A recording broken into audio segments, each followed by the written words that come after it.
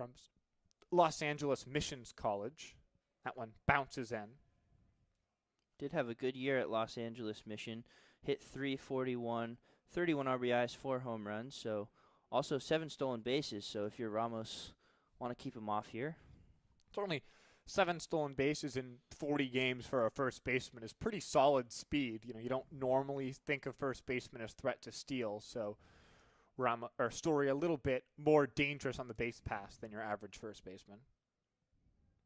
Will catch the outside of the zone, so a 1-1 count.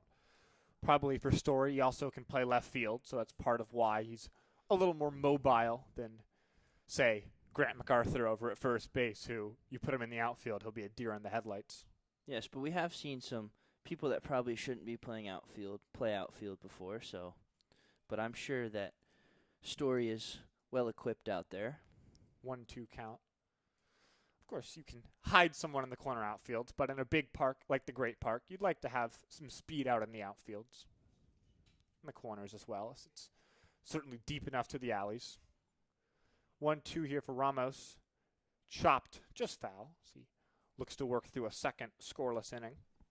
And if you're Alex Ramos, definitely important to get a scoreless inning. Your team just gave you 3 runs. You want to respond and show them, hey, I appreciate that.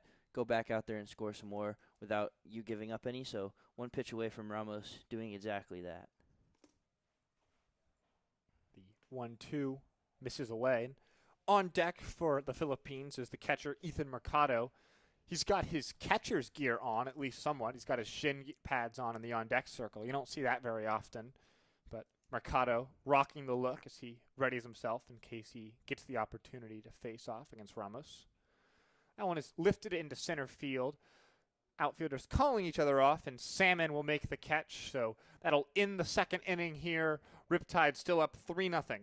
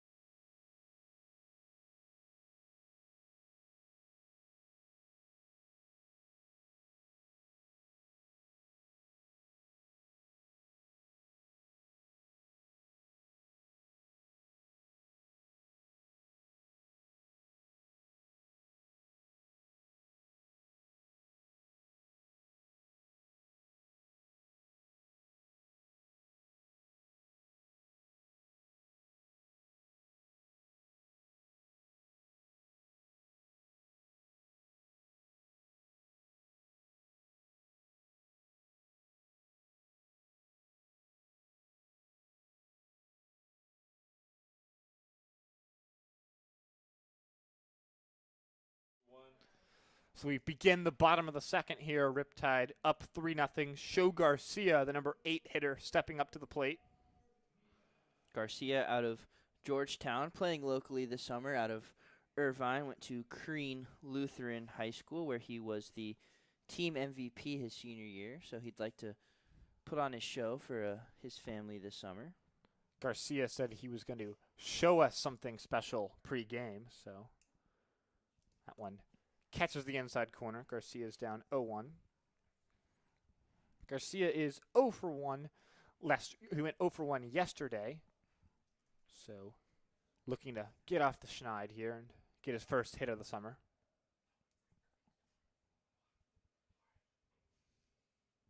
Won't be easy, down 0-2 in the count as he takes a strike. Garcia only played 4 games for the Hoyas this past season, so looking to have a good summer here and carry that momentum into the fall.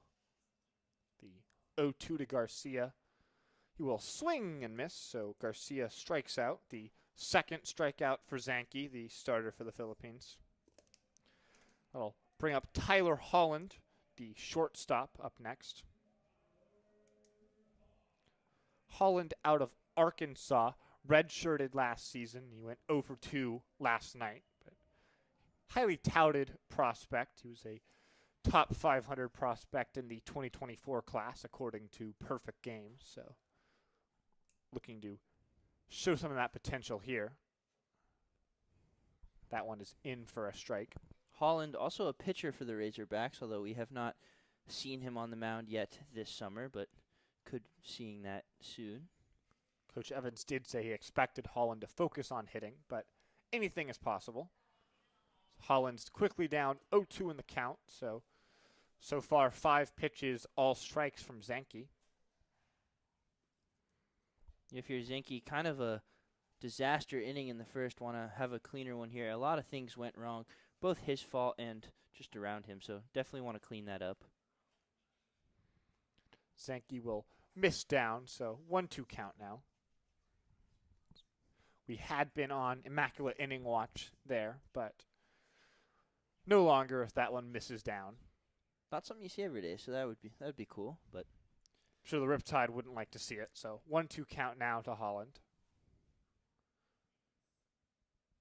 Holland, that one bounces in, so count evens at 2.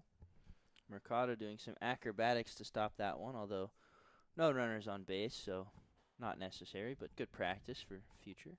Indeed.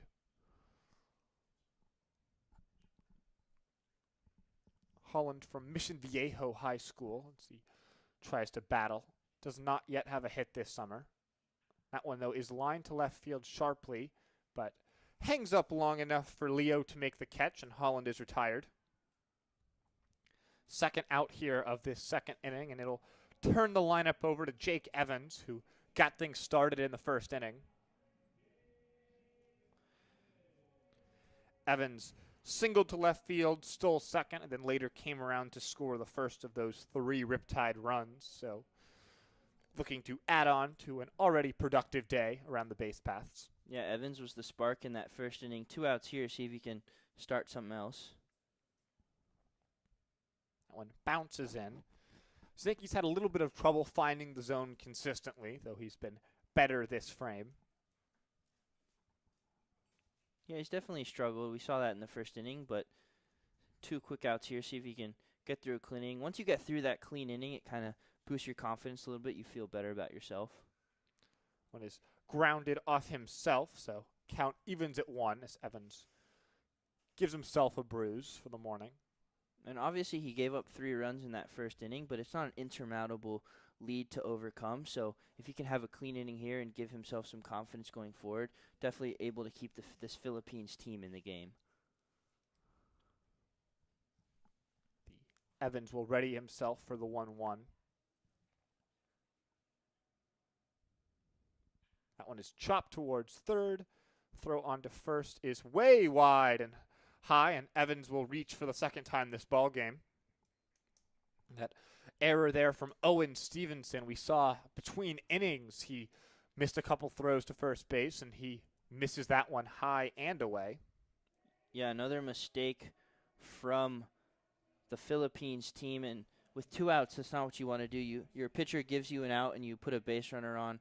We saw that with the Riptide with Ramos on the mound. It didn't lead to anything, but you definitely don't want to make your pitcher get a 4th out in the inning. So we'll see if Zanke can overcome this. Hunsaker steps up to the dish, and he'll take that first one for a ball. And, of course, from the Riptide standpoint, it's the exact opposite. You've been given an extra out. You normally have 27. Now you have 28 to play with, and you want to make it hurt as much as you can. So Hunsaker singled to right and later scored last time up, so he'll look to keep this 2-out rally coming here for the Riptide. We saw Evans go last time. See if he goes here. He'll take down, so 2-0 in the count now.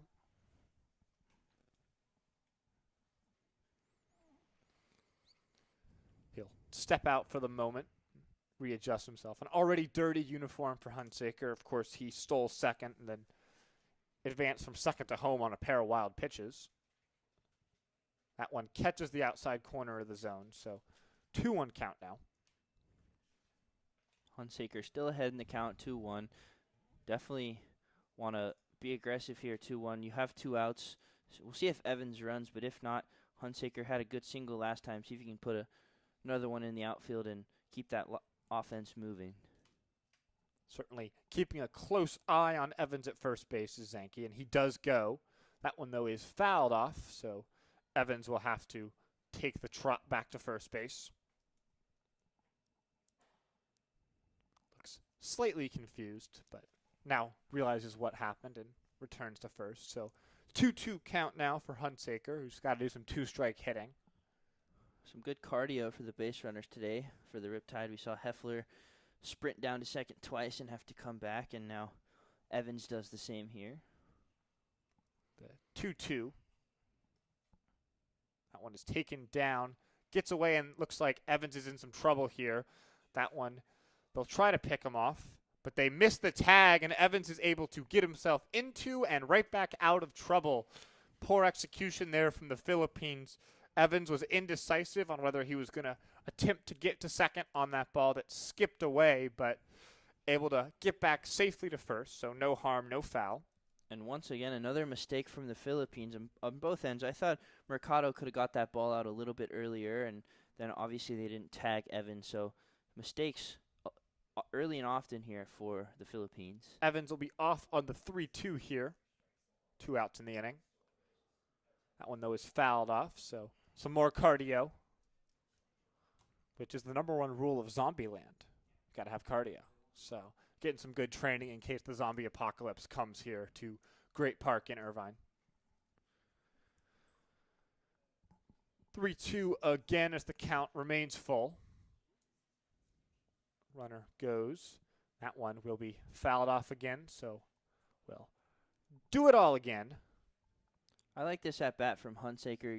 You get a guy on from a mistake with 2 outs, and then you come up and you could just go down quietly, but Hunsaker fouling off some good pitches and trying to keep this inning as long as possible, especially Zanke's throwing a lot of pitches now, and the Philippines have made some mistakes, so really good at bat here from Hunsaker.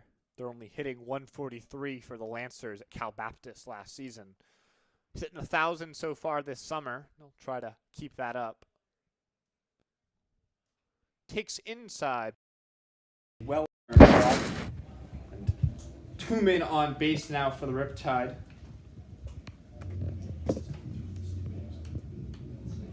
Ryder Young to the plate now. Young struck out his first time up back in the first inning. Now he'll get another chance in the second, which is always a good thing if you've got 3 players who are making their second at-bat of the day in the second inning. It means you've had some good offense so far. Yeah, you've made Zanke work a lot, although no action in the Philippines bullpen so far, so they're going to try and ride Zanke as long as they can. One taken the bottom of the zone for a strike, so Zanke's down 0-1 in the count. Although, as I say that, someone has just entered the Philippines bullpen, so maybe Zanke a little shorter here. Young readies himself now. We apologize for any technical issues that may have just transpired there, so we should be good to go now. As Young misses away, so a 1-1 count now.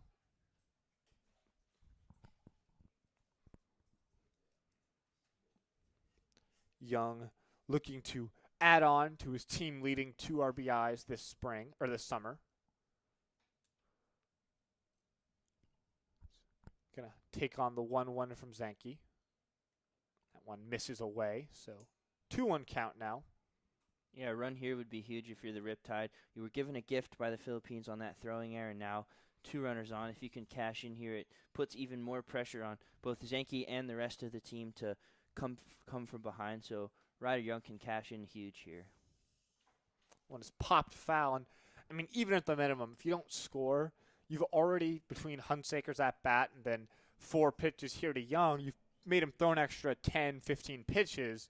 That certainly pays off, and when you get to the end of the game, you know, bullpen's shorter. You've seen more pitches from Zanke here, so it's all around big positives for the Riptide offense, even if they can't bring home runs, but you'd love to bring home some runs here if you're young. He will line that one towards center field, but right at Pimento, and that'll in the frame. Riptide strand a couple, but still a 3-0 lead here.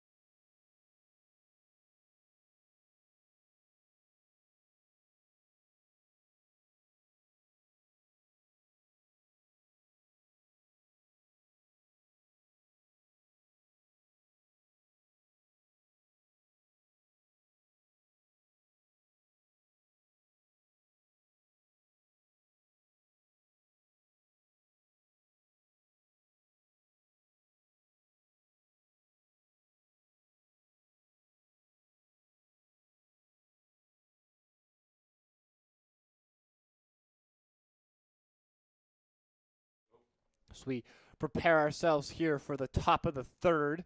Ethan Mercado, the catcher, strolling up to the plate. So the Riptide lead this ball game 3-0. Alex Ramos still on the mound for Orange County. Mercado, another one of those Los Angeles Pierce College players on this Philippines team. He hit .220 for the Brahmas this past season. That one will miss down. So ahead 1-0 in the count here. It's been a busy day for Mercado behind the plate. He's had a couple of wild pitches to contend with. He's had some runners going and had a foul ball he couldn't make a play on as he has that one come right at his eyes. So ahead 2-0 in the count. Despite the .220 batting average, did have a .378 on base percentage, so the ability to find his way on here, ahead 2-0. That one is chopped back towards the mound. Ramos will drop it for a moment, but throws in time to retire Mercado, and first out of the inning is recorded. Good job there by Ramos to stay composed, bobbled the ball and could have panicked there, but instead fielded cleanly, throws to MacArthur, easy out. Owen Stevenson, the number 9 hole hitter, up now. He's playing third base today. The Canadian Stevenson from Whitby, Ontario. Nice. You don't see many Canadian baseball players these days, but they are improving in that category. So that one misses outside. Joey Votto, the famous Canadian MVP for the Cincinnati Reds. So sure an inspiration to Stevenson growing up.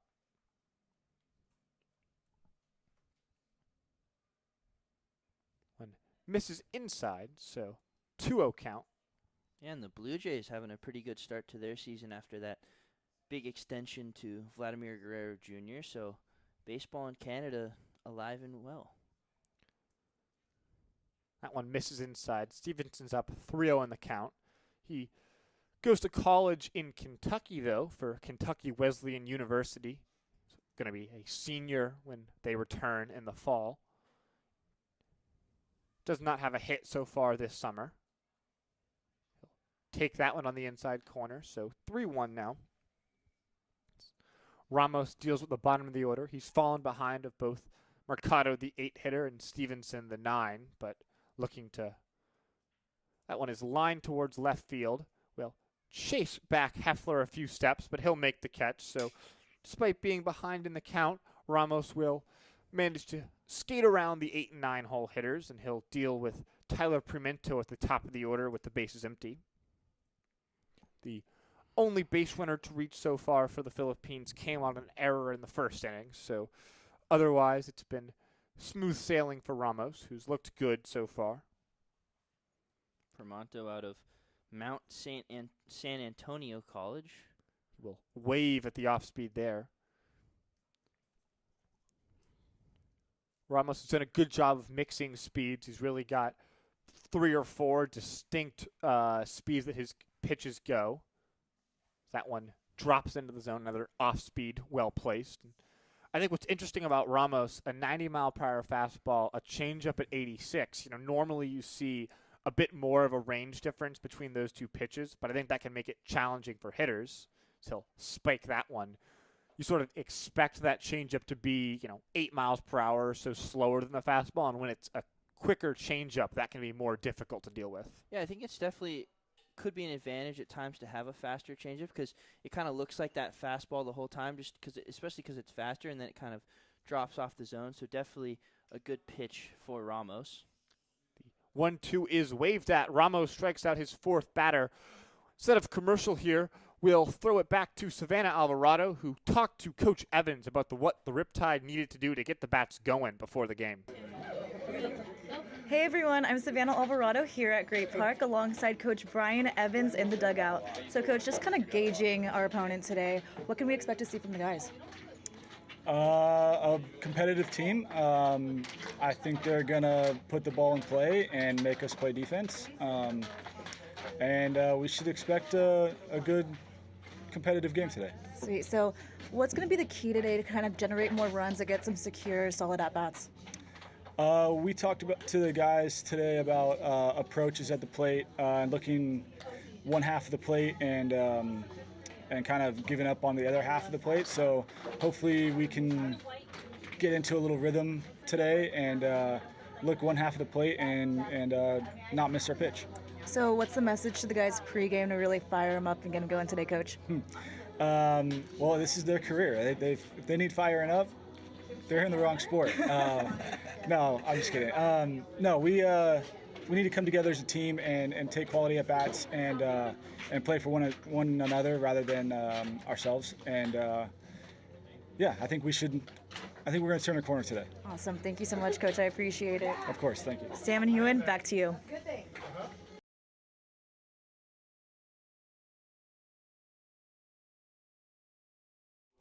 We come back here in the bottom of the 3rd inning. Riptide still leading this ball game 3-0. Mitchell Birdsall, the catcher, coming up to the plate. He popped out to first his first time up. The Riptide have had 3 good innings so far from Alex Ramos on the mound, looking to continue to give him some more run support.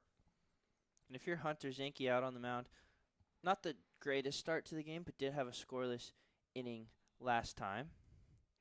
That one misses inside to Birdsall. And if you're looking at that, your team, you gave up 3 runs in the first. The offense hasn't really gotten going. If you can keep this game right where it is in this inning, it gives that offense just a little bit more hope. So Zinke looking to have a clean inning here. Birdsall will chop that one just foul of the third base bag. So count evens at 1. Riptide, we were told that Ramos was only going to throw 3 innings likely, but not really any action going on in the bullpen. There's, some stirring as there often is, but looks like Ramos will at least get to go out there to start off the 4th inning. Yeah, he's been really good. Only that one base runner, like you said, 4 strikeouts. So I don't see any reason to not let him go back out there, at least for one more. And that base runner came via an error, of course, so wasn't even his fault. Birdsall ready in the batter's box for the 1-1.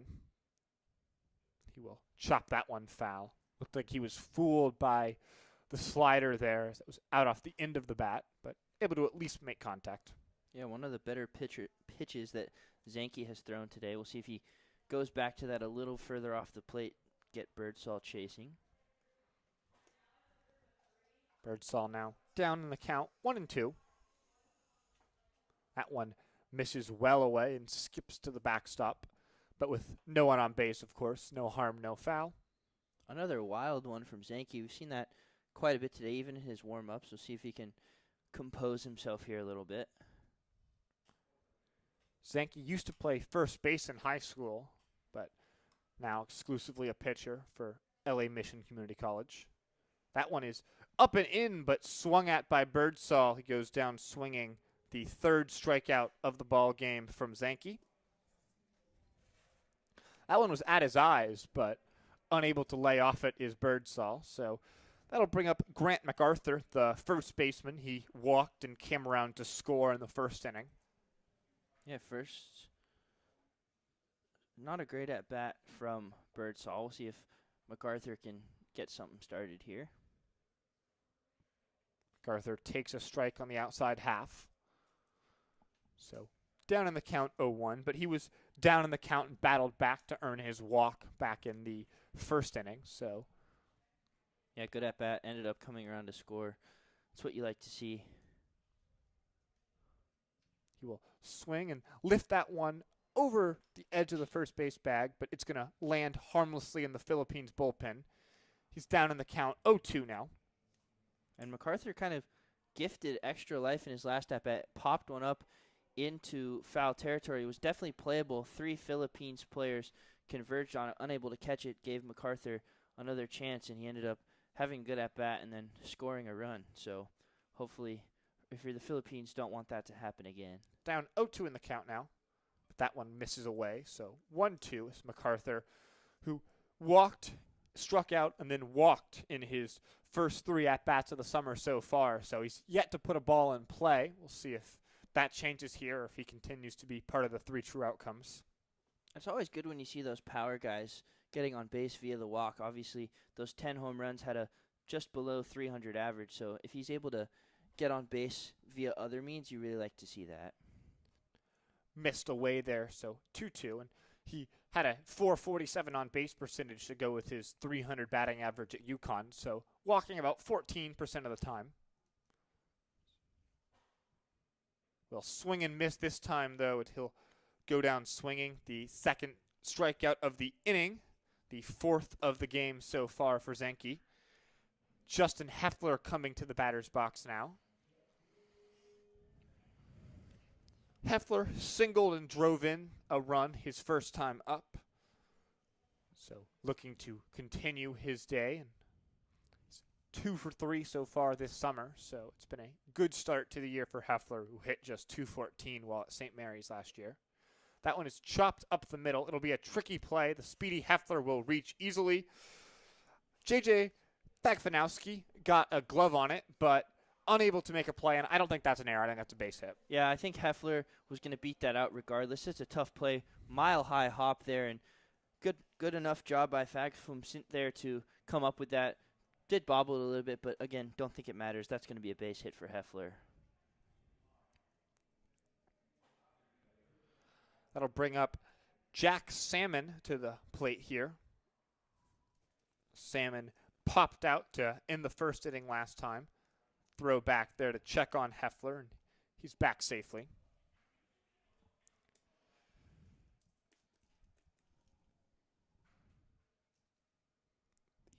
The 0-0 on the way here now towards Salmon. Runner goes, Heffler. He is going to be in safely. It looks like there was a bit of a bobble there on the transfer, but no problem for Heffler to easily steal second. We've seen Heffler off on the pitch multiple times. It's the 3rd stolen base the Riptide have pulled off today. So runner in scoring position with 2 outs. Salmon now ahead 1-0 in the count. Runner goes again. That one is lined down the right field line. It will get down, and it will be fair. Salmon now rolling on to second, and Salmon will cruise into second. Heffler will score, and the Riptide lead this ball game 4-0. A nice hit there from Jack Salmon, first extra base hit of the night. He laced that one down the right field line. The Riptide with some 2-out thunder there. Base hit up the middle, chopped, reached base, stole second, and then double down the line, and the Riptide expand their lead. Yeah, and I really like that on 2 outs especially. We've seen the Riptide come up in some big spots with 2 outs and not able to execute early in the season. And so far, they've done a good job with that today, and really good at bat from Salmon there. Laced one down the line. Heffler scoring easily.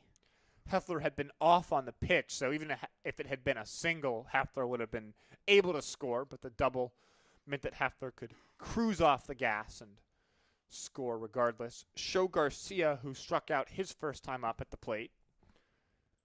He'll ground that one, and it will be fair. Going to be a tough play to get Garcia, and it is high. Garcia reaches safely. That one thrown away there. Garcia looks like it's going to be credited with a base hit, so base knock for Garcia. A makeable play, but not an easy one.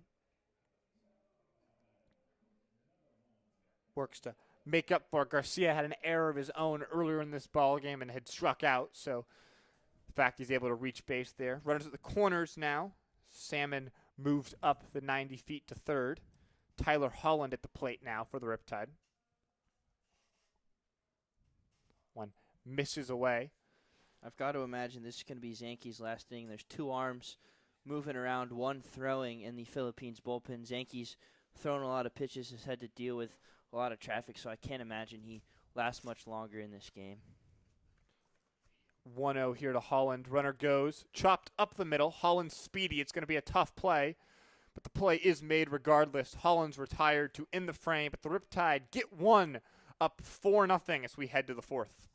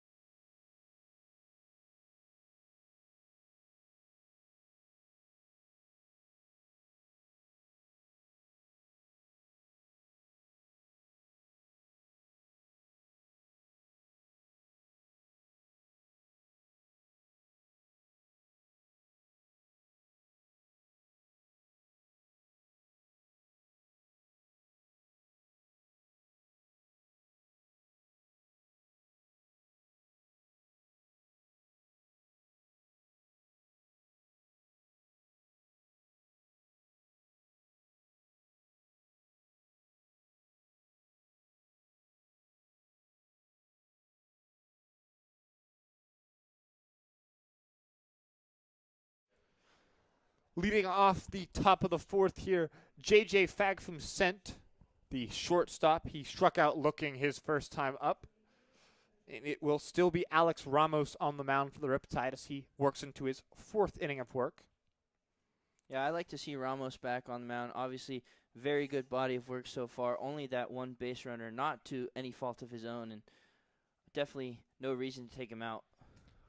Ball's behind in the count here, 1-0 to Fagfum-Sent, but still, as you said, pitching great so far. He's been making a sparkling impression in his Riptide debut, and it's the 2nd straight good start we've seen. Tommy McGuire worked 4 scoreless innings last night for the Riptide, so starting pitching has been a bright spot in this 0-2 start to the season. Yeah, pitching, besides a couple blow-ups in the bullpen, hasn't really been the issue so far. That one is laced into center field. It will be the first hit of the ball game as Fagfum-Sent lines that one into center.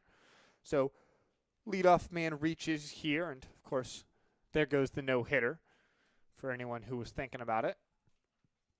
So that'll bring up Nomar Vasquez to the plate wearing double zeros. I know you feel very strongly about the role of zeros, double zeros, and uniforms here. Yeah, I feel like double zero is pretty cool. It's definitely something rare. I think you see just the regular single zero a little bit more, but the double zero, I think, just a little more fun and interesting. I think you see it more in basketball. It's not really a baseball thing, but cool to see it here. Well, whenever we have a softball team, you can have 00 because I disagree with you, and I will not be wearing 00 at any point. 0-1 count here. Vasquez has fallen behind Ramos, who's working out of the stretch for the first time since the first inning. One's laced into the left center field gap. Going to be a tough play for Heffler, and he's going to get down. That run will score from first and will cruise into second. No throw there, as Fagfum Sint will easily come around to score the first run of the night for the Philippines. Double into the left center field gap for Nomar Vasquez. Yeah, good piece of hitting there. If you're the Philippines, you're only down 4-0 now, 4-1. That's kind of what you needed. Your offense hasn't been doing anything. They hadn't had a hit until this inning. They finally get that one hit. Then they get the second hit. They get that first run. So while the pitching hasn't been great, the defense hasn't been great, you feel like you're still in this game, especially runner in scoring position, nobody out. You just scored. So Philippines definitely not out of this game at all. The first real offensive threat from the Philippines today, and they cashed in already. And as you said, runner in scoring position, no outs here, so chance to add on. Stefan Leo at the plate, and he takes that one for a ball. So 1-0 count. Is some action in the Riptide bullpen, so we'll see how long Ramos is allowed to stay out there. One is fouled back from Leo, who grounded to shortstop his first time up.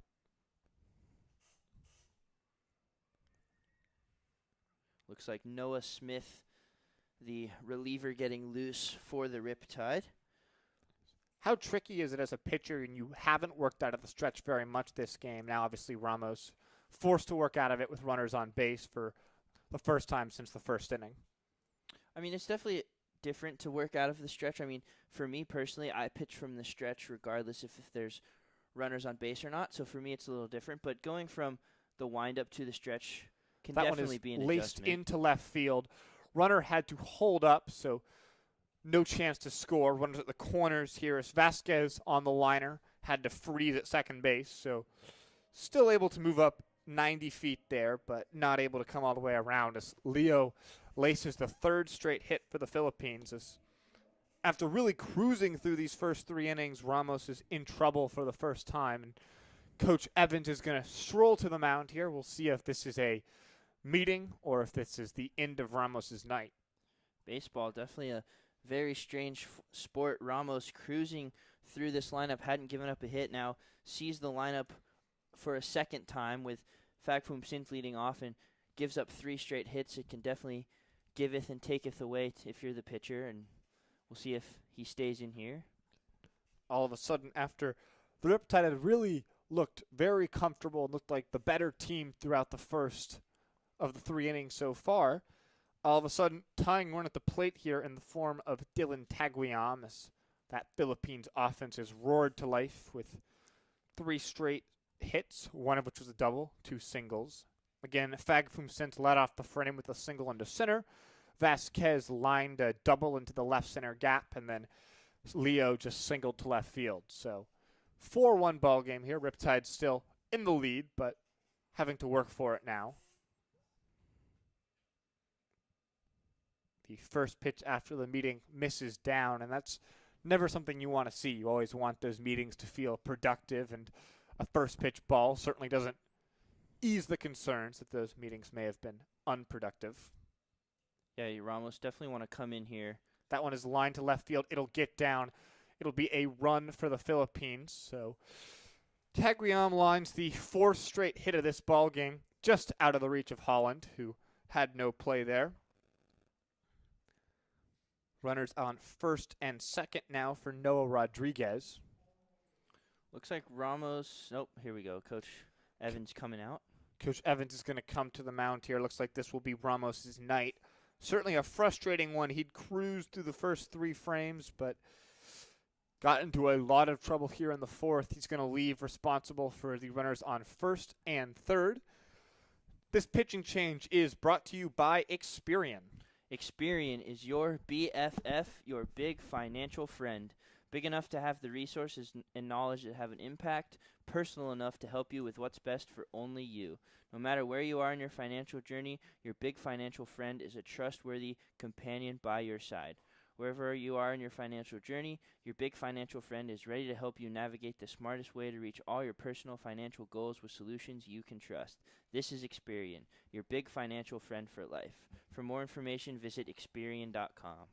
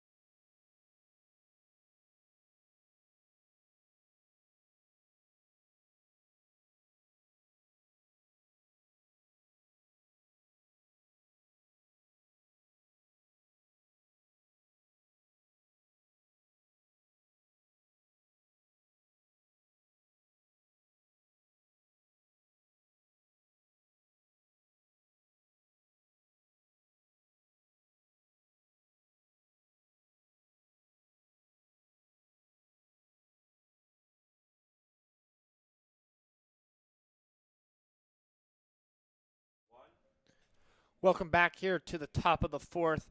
Riptide still leading this ball game 4-2, but runners on first and second. Your new pitcher is Noah Smith, the righty out of Cal Baptist. Smith this season had a 5.68 ERA and 19 innings for the Lancers, and he comes into a tough spot here. No outs, and as we said, runners on first and second. Side armor out of the pen here for the Riptide. Always fun to see those, and hopefully that arm angle leads to a double play here. That one misses down. The 4-pitch mix for Smith, a sinker, a four-seamer, a slider, and a change. And certainly the sinker is his primary pitch. Looking for a double play ball, looking for a ground ball, the sinker's where you want to go to. So certainly would be a good look for Smith here. He down 1-0 in the count, but will miss outside, so 2-0. Control was a bit of an issue for Smith at Cal Baptist. He walked 15 batters in 19 innings and walked more than he struck out in his freshman year there. So definitely not the most, precise of pitchers, and that one will miss away. So 3-0 count now. And if you're Noah Smith, it's not what you want out of your bullpen. Your starter gets roughed up a little bit in this inning, 2 runs on 4 straight hits, still nobody out. You don't want to come in and immediately walk a guy and put more pressure on yourself. You want to come in and shut this inning down right here.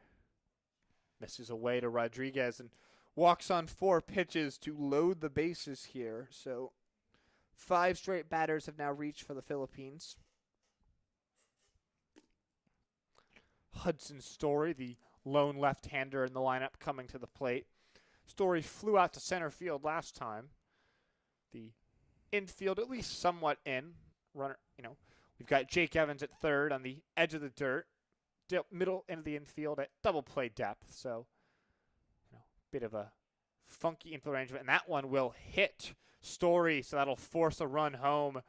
The 5th straight pitch out of the strike zone, and this one will cost the Riptide as that run will come home.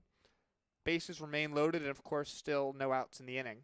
Yeah, Noah Smith doing exactly what you don't want to do out of the bullpen. 5 straight balls leads to a walk, a hit by pitch, and a run, and now only a 1-run lead and still nobody out. So you want to get as many outs as you can, but if you're Smith here looking for that strikeout, don't want to give up another run. The plate is Ethan Mercado, the catcher.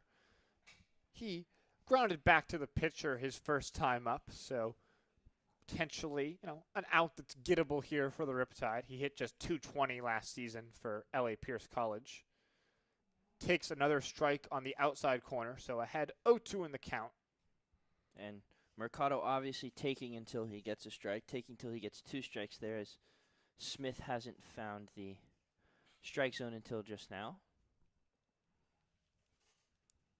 Smith now, the 0-2, will get Mercado to look foolish, strikes him out on 3 pitches, and the Riptide have their first out of the inning. That's exactly what you want if you're Smith. Get that strikeout now. Double play ends the inning with no more damage, so huge strikeout there. That'll bring up Stevenson.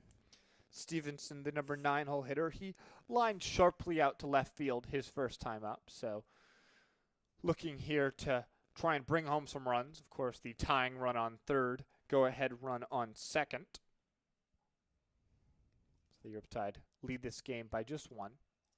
One now finds the strike zone, so a 4th straight strike here thrown by the Riptide.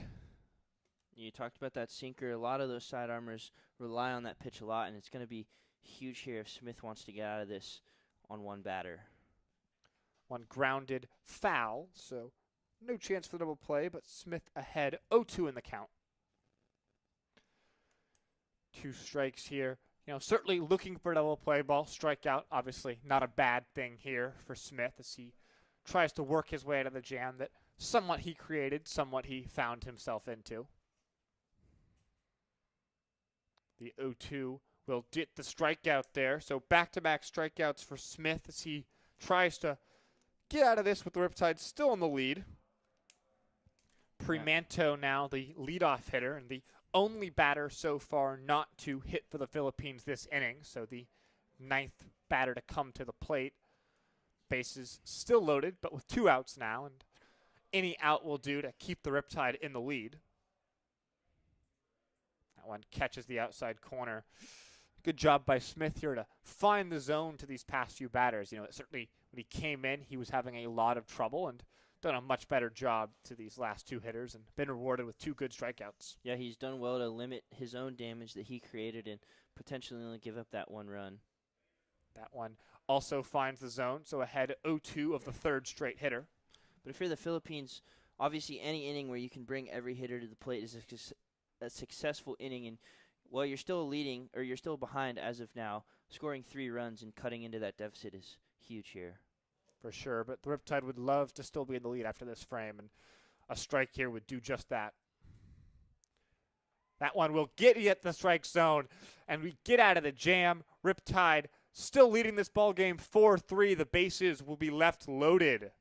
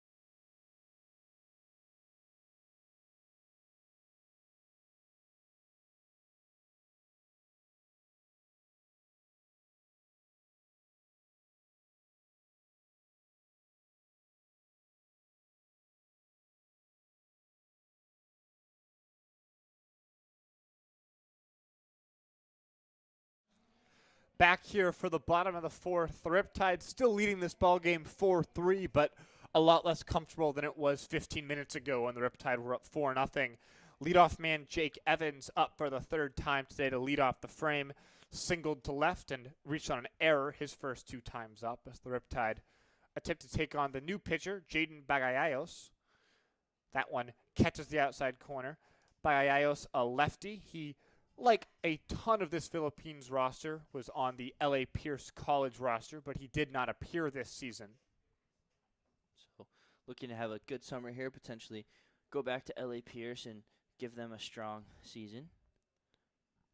Evans down at 1 in the count as Bagayayos will step off the back of the rubber, resets himself. Evans will do the same as he takes his time and gets out of the batter's box. Righty-heavy lineup here to face Bagayayos. The only 2 lefties, Hunsaker and Salmon, so they have the advantage hypothetically. 1-1 count now. Of course, for no pitch clock here in the CCBL, so take as many timeout step-offs as you'd like. Bagayayos will deal the 1-1. Misses outside, so 2-1 count now as Evans is taken back the lead. Yeah, Evans gotten on base twice today, the base hit and then the error, so he's done a good job from that leadoff spot. See if he can find his way on base here again. The 2-1 is taken for a strike, so count evens at 2. Evans has gotten off to a relatively solid start to this summer here. He's reached in the majority of his plate appearances, only the 1 hit so far, but a lot of walks and hit by pitches. That one is popped up foul. Look is given, but no play from Mercado as that hits the top of the press box with a loud thud.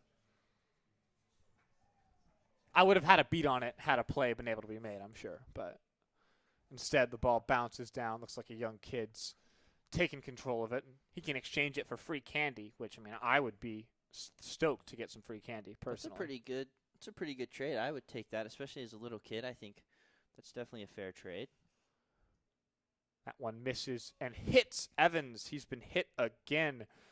Second time this summer that Evans has been drilled by a pitch, and he'll reach on that one. Third straight at bat, getting on base for Jake Evans, and as a leadoff hitter, that's exactly what you want. Find your way on base and get the big boys of the lineup to get you in. And obviously, you know, in a lengthy count there, that one fouled off a couple pitches. Evans, you can't control where the pitcher throws it, but if you make him throw more pitches, it's more likely he'll hit you. It's make him work for the strikeout, throws a wild pitch, good things happen. So Evans did a good job of battling there and is rewarded with a bruise on his thigh, but take first base as Riley Hunsaker comes to the plate. Hunsaker will take the strike. Going lefty-lefty here is Hunsaker, who's 1 for 1 with a run, a walk. So it's been a good day, a stolen base as well for Hunsaker, who making his first appearance as a hitter so far this season. He did pitch, as we talked about on opening day. Bagayayos will check on Evans at first. He stole second in the first inning, so certainly a threat to run.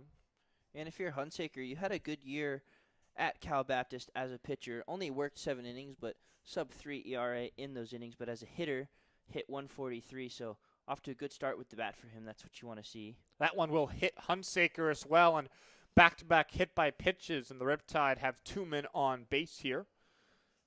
That one got Hunsaker right in the square of the back, but looked like it was an off-speed, so he should be all right.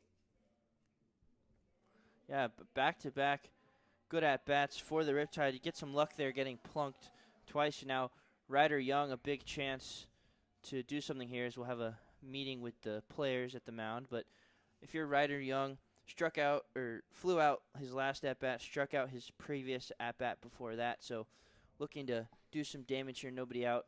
Put the ball in play, good things happen. We'll see if Young can cash in. Young has had a lot of runners on when he's been on base. He's had both Evans and Hunsaker on both times, so this would be his third opportunity with runners on base, and he'll look to cash in this time as he was unable to his first 2 times up. but he had a team-leading 16 home runs for the Chaffey College Panthers this season, so a ton of power in his bat.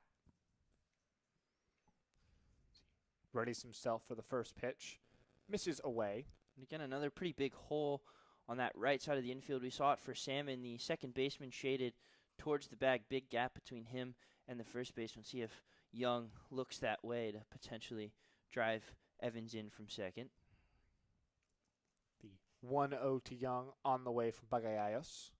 Swung and missed by Young, who, as we talked about, did strike out earlier. He's got couple of strikeouts already this season. This often comes with those guys who hit for a ton of power. You see a lot more strikeouts creep in. Yeah, and it's early in the summer. He's definitely hasn't faced a lot of live pitching since his season ended, so I'm sure he'll get hot soon. Takes that one inside, so ahead in the count 2-1 now. Does have the ability to get on base without hitting.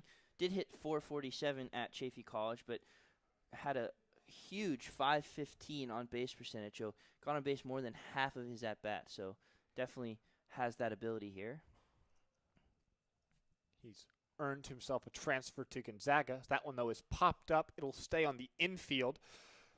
There's a conversation, and the play is not made there. Looked like it was lost in the lights. Hudson Story tried to dive and make the catch. There were plenty of Philippines players who looked like they could have made that play, but it will ultimately fall harmlessly in foul ground. And we saw that earlier in the game with Grant MacArthur. He came up, had 2 strikes, fouled one similar to that, and was unable to be caught, ended up walking and coming around to score. And similar play there. We'll see if Ryder Young finds his way on base with a chance at new life. The 2-2 to Young. Runners go.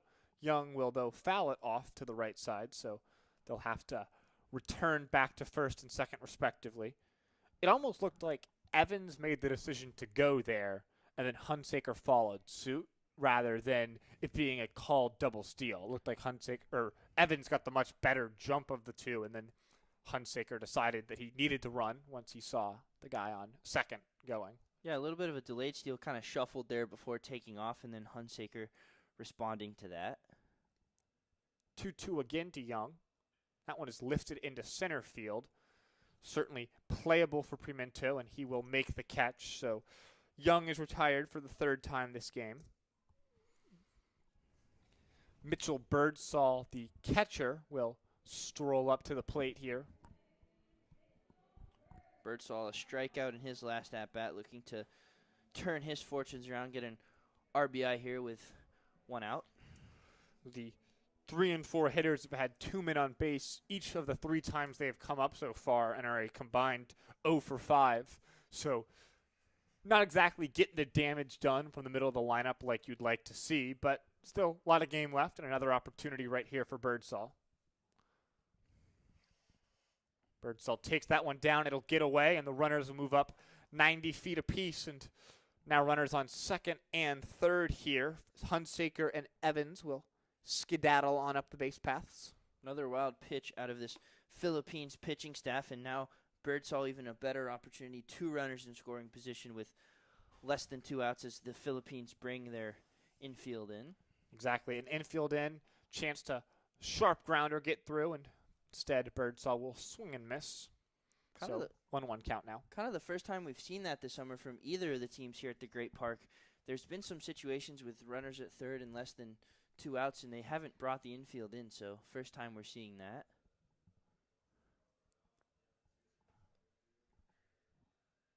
Birdsall readies himself now. That one is chopped through the infield, and it will score 1. It will score 2 runs. Bringing the infield in, comes back to bite the Philippines. That play probably gets made if the infield is at its normal depth. Instead, the weak grounder finds its way through the 5.5 hole, and Birdsall's got 2 RBIs. The Riptide are up in this ball game 6-3. Yeah, obviously you like to talk about ifs, like that play probably gets made if the infield's back, but it's a risk you take. Birdsall did a good job there putting a ball in play past hitting it hard enough to get past the guys in on the infield. So it's kind of a risk reward there. You want to stop that run, and unfortunately it just didn't pay off for the Philippines. That one will miss away here. Grant MacArthur at the plate. He's walked and struck out so far, continuing his streak so far this summer of not putting the ball into play. 2 walks, 2 strikeouts, a run and RBI this summer for him. So looking to try and make something happen here. Ahead 1-0 in the count. Takes down though, so he's ahead 2-0. Interesting to see if the Riptide continue to be aggressive here on the base pass. Birdsall is a catcher, so not necessarily the fastest guy in the world, but Riptide have been aggressive all day. MacArthur takes, so he's up 3-0 in the count. I'd be pretty surprised to see them put Birdsall in motion up 3-0 here. It's decently likely with the wildness we've seen from Bagayayos that Birdsall will get that 90 feet anyway. So we'll see if MacArthur has the green light up 3-0. He will take ball 4, and the Riptide now have 2 men on. So this inning, I think, for the Riptide really shows the importance of sort of just letting stuff happen. 2 hit by pitches, a weakly chopped single, a wild pitch mixed in there, another walk here. And the Riptide haven't really had to do anything. The only balls they've put in play have been a relatively lazy flyout and a chopped ground ball. Already 2 runs, 2 more on base here, and good hitter in Justin Heffler coming up. Yeah, a lot of the runs they've scored, like they've done a good job of executing off of the Philippines' mistakes, but the runs that they've scored have kind of been given to them. Birdsall a good job on that base hit to score 2, but those runs were because of a wild pitch and some hit by pitches before that. So Riptide doing a good job of taking advantage, but not necessarily creating that stuff for themselves. Heffler is 2 for 2 so far this ball game, so he's probably the hitter you want to have up, though he's down 0-2 in the count here. He singled in a run in the first and then got an infield single, later came around to score in the third. So looking to try and add to an already good day for the freshman from St. Mary's who's entered the transfer portal. 0-2 in the count. He will swing and foul that one off. Got just a piece, so stays alive.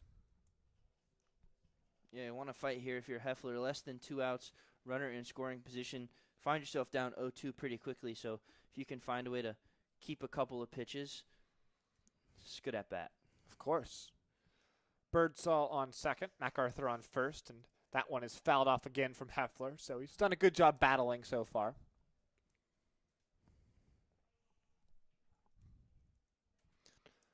I think this has really been a good response from the Riptide. You get punched in the mouth, you give up 3 on the top of the inning, already 2 back, chance for even more here. So a great job from the Riptide offense. It definitely gives confidence to the pitching staff of the Riptide. Noah Smith coming in to a tough spot and did a pretty good job of getting out of it. So if you can kind of punch back, as you said, they gave up those runs, and now the lead back to 3. So it kind of gives that Riptide pitching staff confidence that, hey, we gave up some runs, but our offense is going to pick us up, which they haven't done over the last couple games. Of course.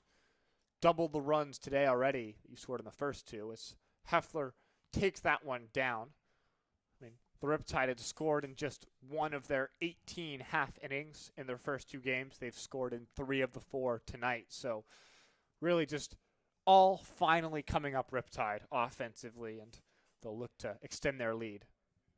That one is chopped, lined right back to the pitcher, and I think he may have had a play somewhere had he been decisive, but Bagayagos didn't feel confident in any base to throw to, so just gets the 1 out. Yeah, Heffler lines back to the mound. He might have had a play at both second or first, but with how the defense has been and how shaky this game has been for the Philippines, I think it's smart to not throw that ball because you throw it into the outfield and potentially runner comes around to score. So I think that's a smart play, just holding on to the ball. Jack Salmon, who doubled down the line his first time up, the only extra base hit of the ball game for the Riptide, drove in a run in the process. So looking here to bring home Birdsall and MacArthur, who are on first and second, with 2 outs now in the inning. Yeah, Salmon cashed in last time. See if he can do it again.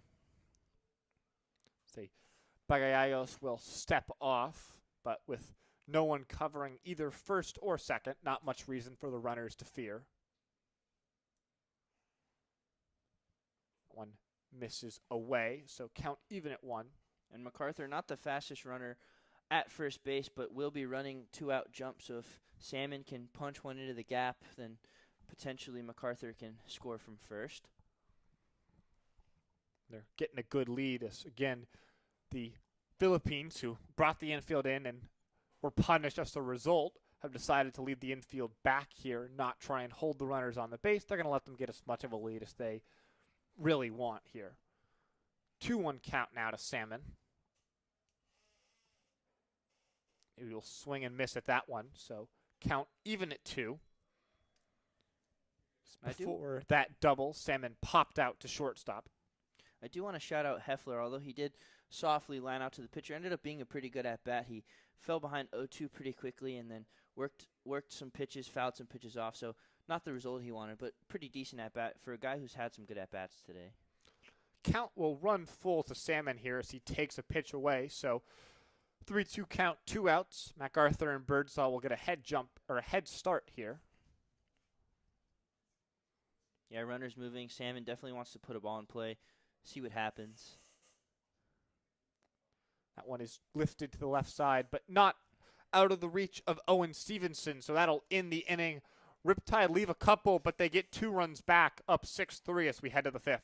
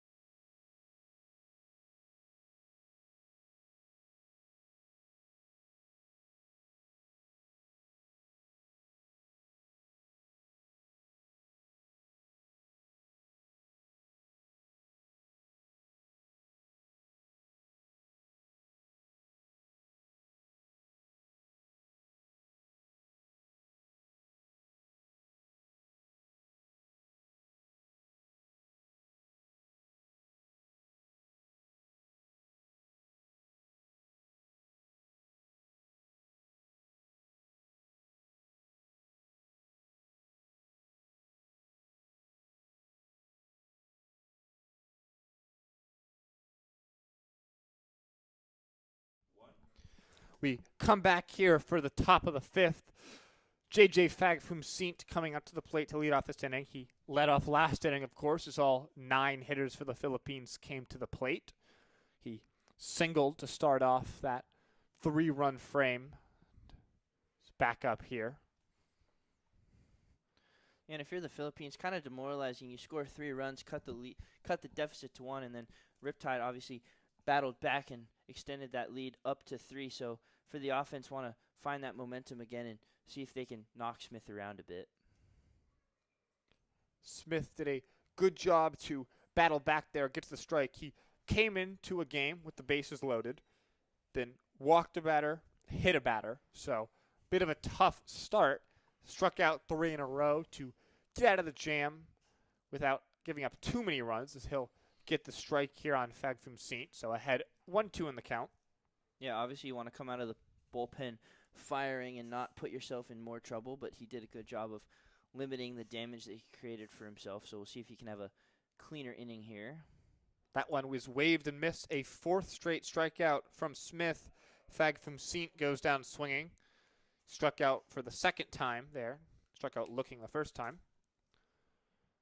Nomar Vasquez now comes to the plate here. Vasquez has reached in both of his at-bats. He doubled home Fagfumseent his first time up and then managed to reach on an error earlier in this ball game. Stole second in the process, so looking here to add on to an already solid day. Yeah, definitely a guy you want to keep off base. We saw the stolen base earlier. He had 24 stolen bases at LA Mission College last season, so definitely a threat to run, as we've seen already today.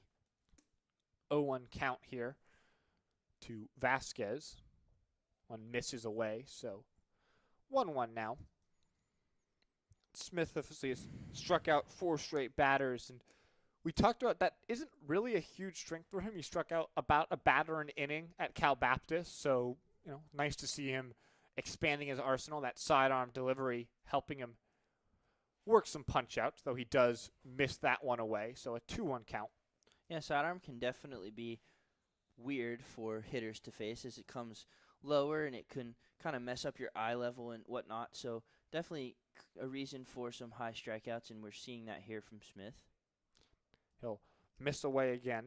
So, funnily enough, through 6 hitters that Smith has faced, he's yet to allow a ball in play, a hit by pitch, a walk, and then the 4 strikeouts. And behind 3-1 in the count here, we'll see if that continues.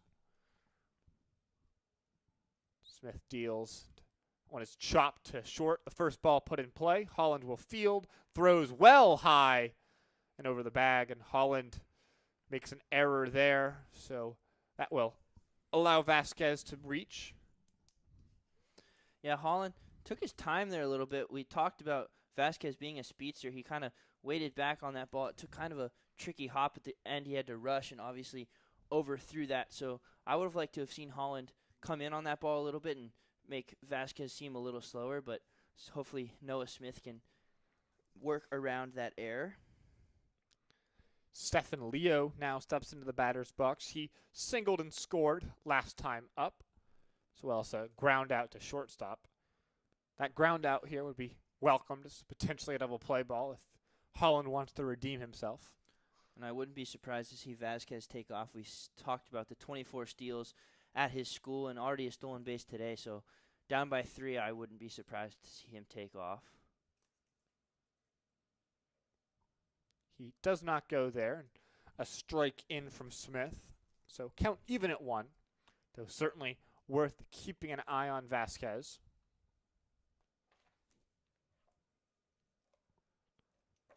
The 1-1 here from Smith. Runner does not go. He took about 2 steps, then decided he was going to stay back at first base. So Birdsall gave it a look to see if he could backpick him, but ultimately no play. The ball did miss outside, so a 2-1 count now.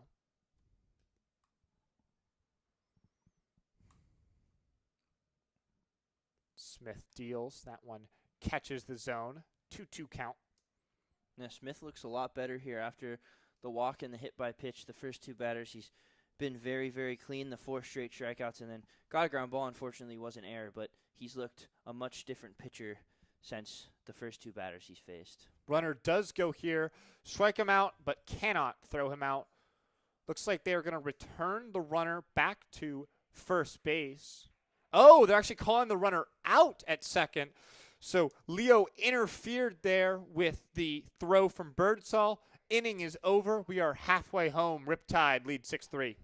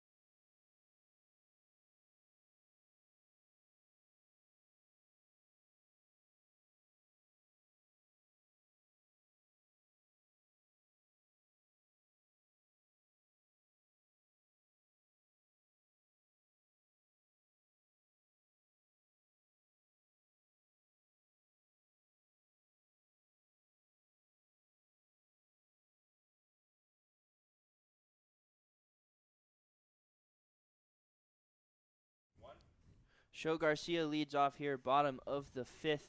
Riptide leads 6-3 over the Philippines baseball group. New pitcher on the mound for the Philippines, Dylan Adams.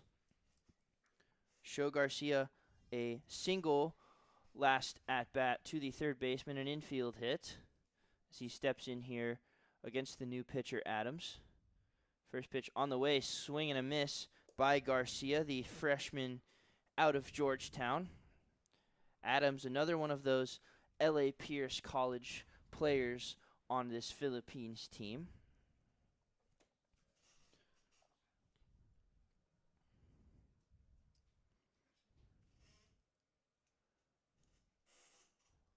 Oh, 1 pitch on the way to Show Garcia. This one taken just off the plate to even the count. 1 ball, 1 strike. Philippines haven't played the best game today, yet only trail by 3 runs with plenty of baseball left to play. So we'll see if the Riptide can put some pressure on and add to this lead. As Garcia readies for the 1-1 pitch. Adams delivered. This one swung, popped up weakly in the infield. Vasquez calling for it just behind second base. Makes the play for out number 1. That'll bring up Tyler Holland, who made an error at shortstop in the last inning, but did not matter as the runner was stranded on the base pass. Holland, a ground out to shortstop, his last at-bat, 0 for 2 today.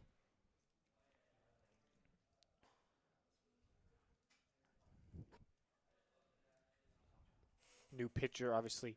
Adams had a 9 ERA while at Los Angeles Pierce College. Pours in strike 1 to Holland there on the inside.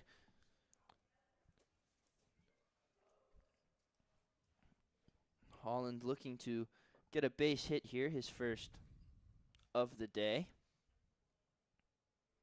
0-1 pitch on the way from Adams.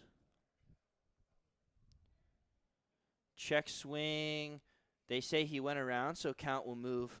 No balls and 2 strikes. From my view, that looked to be a strike or a swing as well. So Holland will have to battle back here down. No balls and 2 strikes. See if he can flip the lineup over for the prolific Jake Evans, who's been on base all 3 times tonight.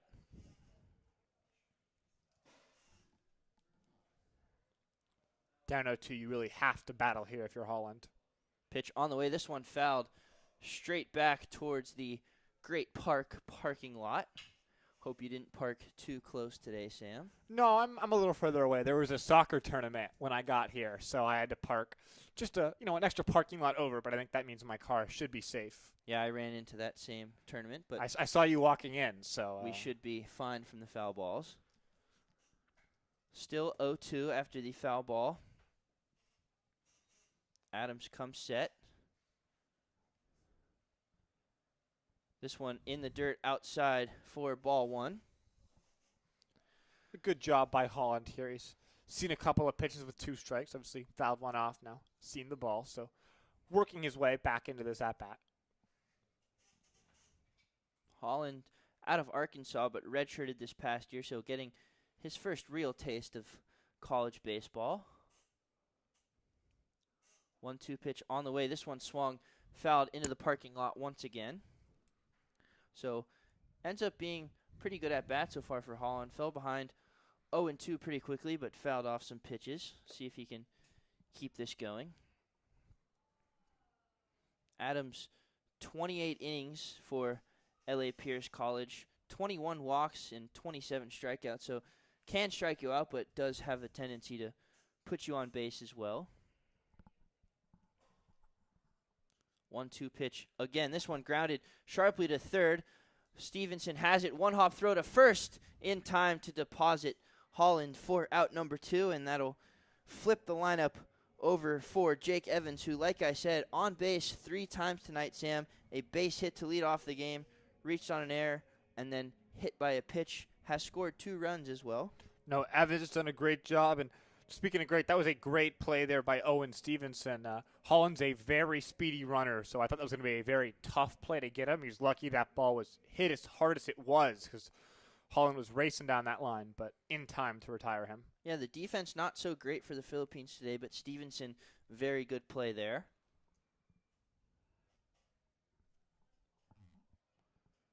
Evans steps in now, facing Adams for the first time as he looks at a ball just off the plate.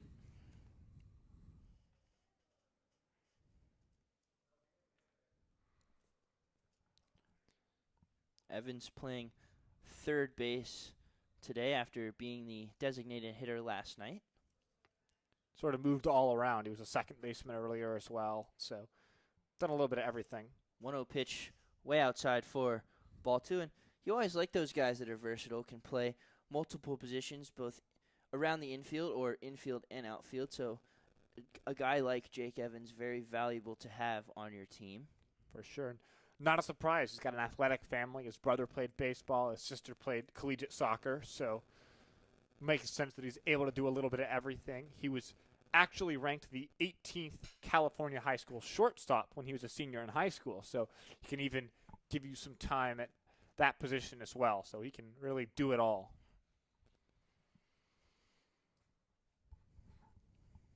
Two-0 pitch from Adams on the way. Evans looks at this one, but it catches the corner for strike one. And Evans, just what you want out of a leadoff hitter today. Been on base all three times. Led off the game with a single, which led to a flurry of runs for the Riptide in the first. We'll see if he can reach for a fourth time.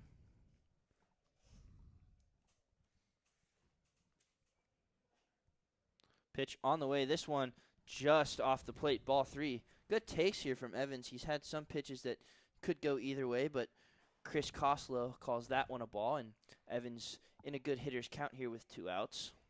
Certainly got a chance to swing the lumber. He only hit 200 for Long Beach State last season, but did hit 3 home runs, so there's some power in Evans's bat.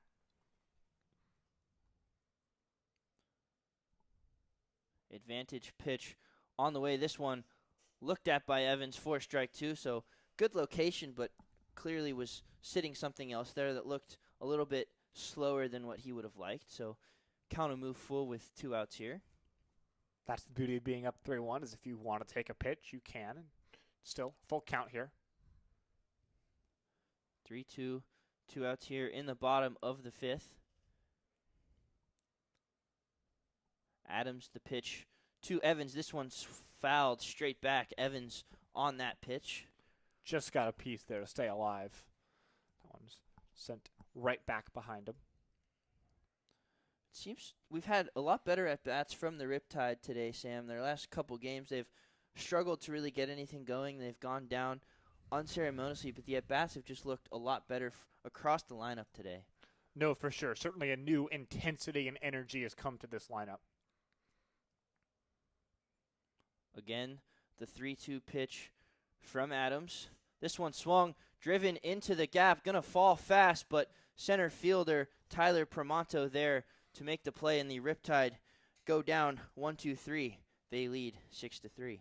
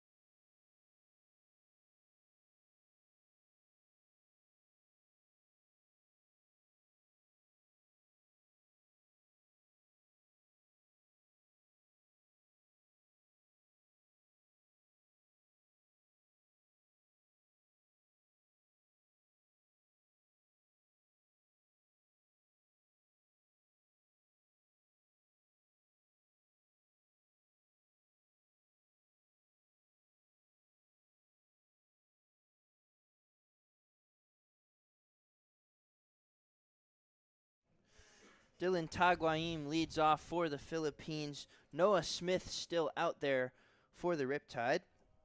Taguaim, a RBI single his last at-bat, ended up reaching third base but was stranded there, and then a fly out to left field in his first at-bat. Taguaim out of the Masters University in Santa Clarita. See if he can add another hit to his leisure here. Noah Smith, after some trouble his first two batters, has looked really good out of the pen today. First pitch on the way. This one right in there for strike one. No, for sure. Of the last 7 hitters he's faced, 6 of them have gone down with strikeouts. So it's been a great day for him. 0-1 pitch to Taguaim, right over the plate again for strike two. So Taguaim a little uncomfortable against the sidearmer here. For sure. And that sidearm delivery has been working wonders, as we've talked about. Beer batter up here, so if another strikeout comes. This one lined right at second base.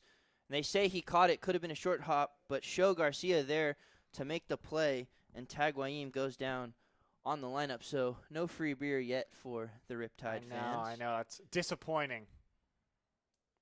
They didn't have it last night either, so. Well, they keep getting to 2 strikes. You get excited. I mean, I can't even drink, but I just want the stadium to have a free beer. Yeah, so. the brewery cantina section here, 21 and over at the Great Park. There's a decent showing there tonight, so hopefully they get one later in the game as Noah Rodriguez comes up now. Swung on and missed for strike one. Rodriguez, a walk in his last at-bat, was stranded at second base.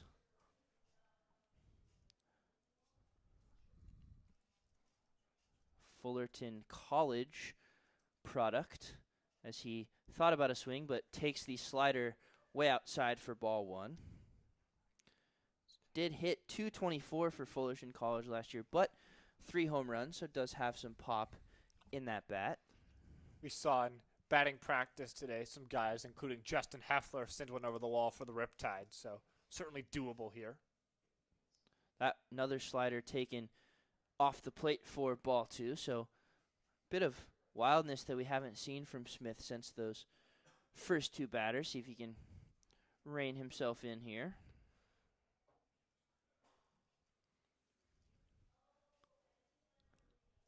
2-1 pitch on the way. This one flown into the outfield. Going to be a tough play. Falling fast, and it's going to fall in. Gets past Handsacker in right field, and on his way to third goes Rodriguez, and he's going to have a sliding in triple, and the ball gets thrown away, but Rodriguez not going to go anywhere. So a triple on kind of a weak fly ball from Rodriguez, and Handsacker, his first game in the outfield, misplayed that a little bit. He did. That was a pretty tough play, though, against the Rodriguez, the right-hander. The outfield was shifted to the left. You flare one off the end of the bat, and it landed maybe fair by 5 or 10 feet. And, like you said, Handsacker misplayed it a little bit. Maybe it cost the Riptide 90 feet there, but I think that was always going to be at least a double. And I think not scoring that as an error, scoring that as a clean triple is the right decision there. Yeah, definitely not an error, but definitely Handsacker, his first game in the outfield, so showing that lack of experience there. We'll see if Smith can overcome it as Hudson Story comes to the plate. Was hit by Noah Smith in his last at-bat, and not a guy you want up, or a guy you want up if you're the Philippines, but not a guy up if you're the Riptide. Hit .341 for LA Mission College, so the ability to drive this run home as he looks at a ball in the dirt to move the count 2 balls and no strikes. Of course, that hit by pitch allowed him to drive a run home last time, so it came with the bases loaded. So not exactly the most traditional RBI, but still counts none the same. 2-0 pitch on the way. This one in the dirt, so after the hit, Noah Smith losing his control a little bit. He's been so good up to this point. Some action going on in the Riptide bullpen, but no one really warming aggressively. Just some light tossing. 3-0 pitch on the way, and green light all the way, and this one's driven into left field. settles under it is Heffler, but deep enough to score the run, and Rodriguez will trot his way home. So a pretty good at-bat from Hudson Story there. Had the green light on 3-0 and took advantage of it. I think an interesting play there for Heffler. That ball was right on the line, and I think had he been completely confident that it was going to land foul, maybe you think about dropping it and not allowing that run to score. But I think that ball was too close to the line. You had to make the catch, and you'll trade the out for the run. Riptide still lead this game by 2. So yeah, definitely a weird one. It looked like it was tracking foul. Heffler kind of overran it, and it stayed fair, so he had to reach back, kind of football catch there, but made a good play. And as you said, you'll sacrifice the run for an out. Still 6-4 lead. Of course, base is empty now, so with 2 outs in the inning, hopefully able to get out of this without any further damage. Ethan Mercado up now as he fouled the first pitch back to make it 0-1. See if Smith can work around a bit of trouble here in this inning. 0-1 pitch on the way. This one right in there on the inside for strike 2. So Smith 1 pitch away from limiting the damage. Obviously, some things didn't go right in this inning, but still have a 2-run lead, so not the end of the world. As some action in the Philippines bullpen.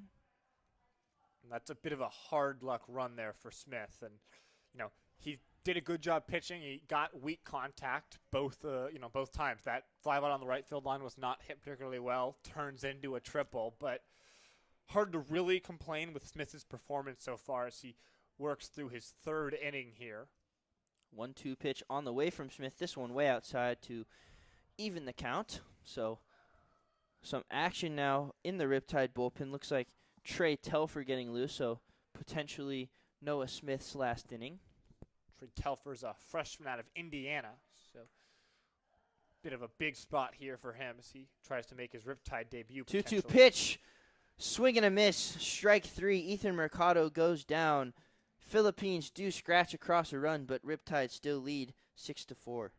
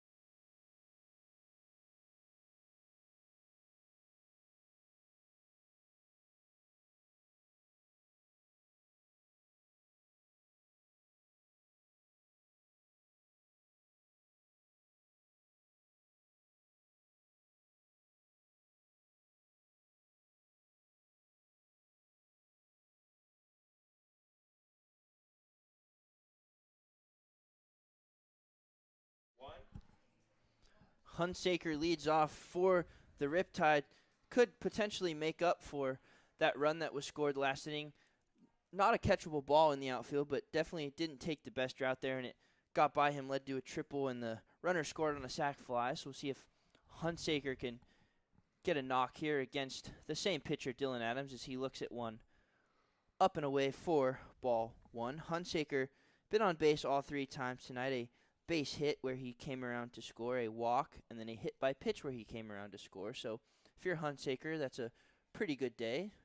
3 times on base and a couple runs scored. For sure. It's been certainly a good day for Hunsaker, making his first appearance in the lineup this season for the Riptide. And if you're a Hunsaker, you definitely were a better pitcher for Cal Baptist, so good to see him having success in the batter's box here, and I'm sure Coach Evans appreciates that as well, as he is ahead here, 2 balls and no strikes. Adams a clean inning in his first inning of work in the 5th, but falls behind 3-0 here. See if Hunsaker can reach for a 4th straight at-bat.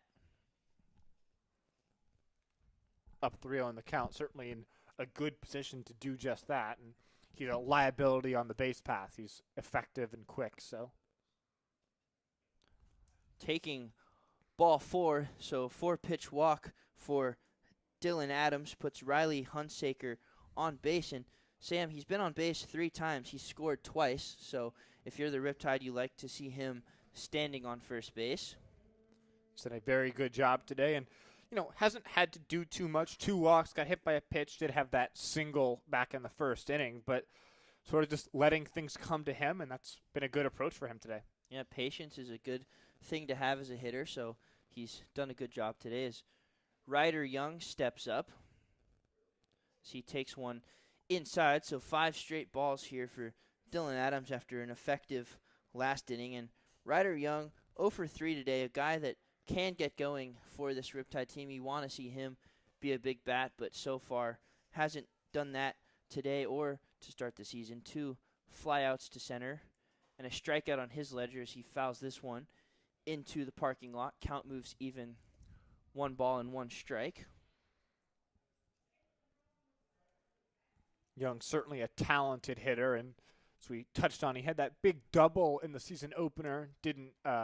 Only got 1 at bat last night, so looking to get things going again here for Young.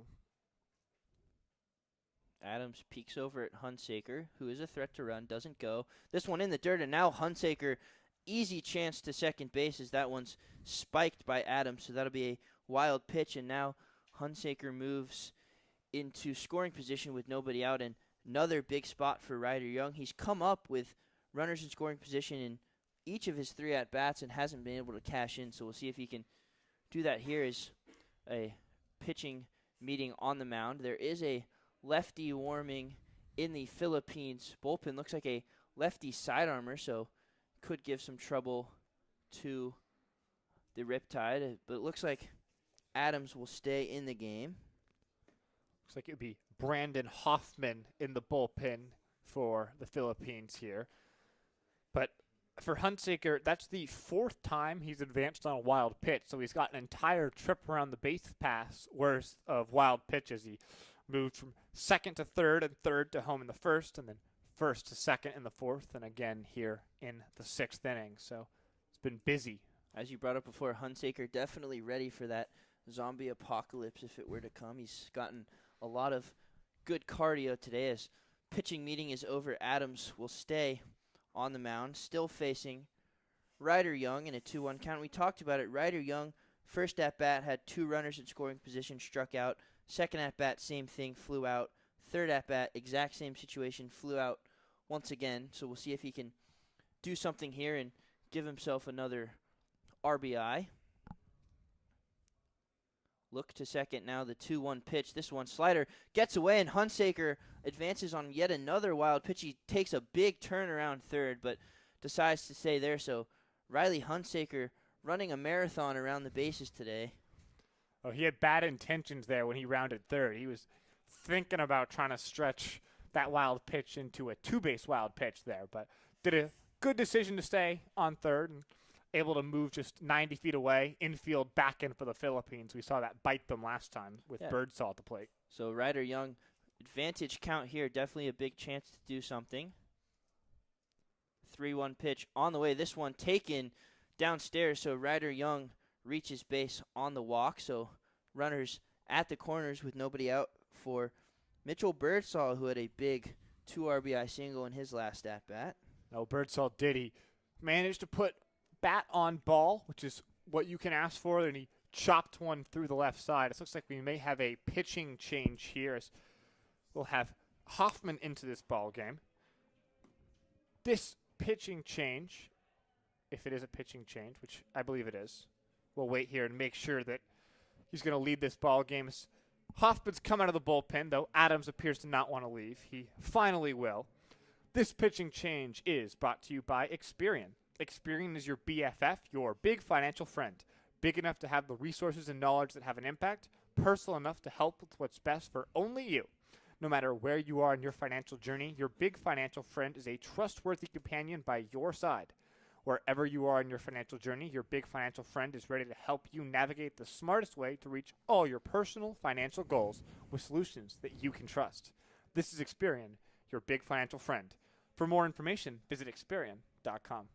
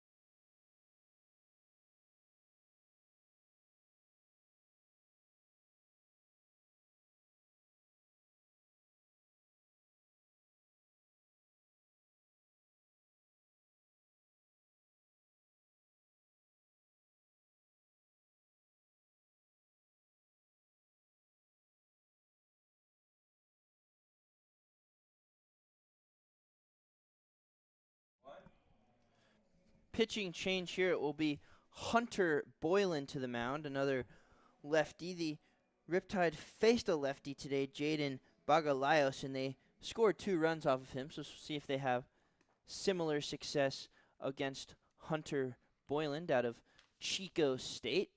Boylan, like Noah Smith for the Riptide, has a pretty funky sidearm delivery. His first assignment will be Mitchell Birdsall, who is the separator in this game. The 2-run single his last at-bat as he looks at a ball outside.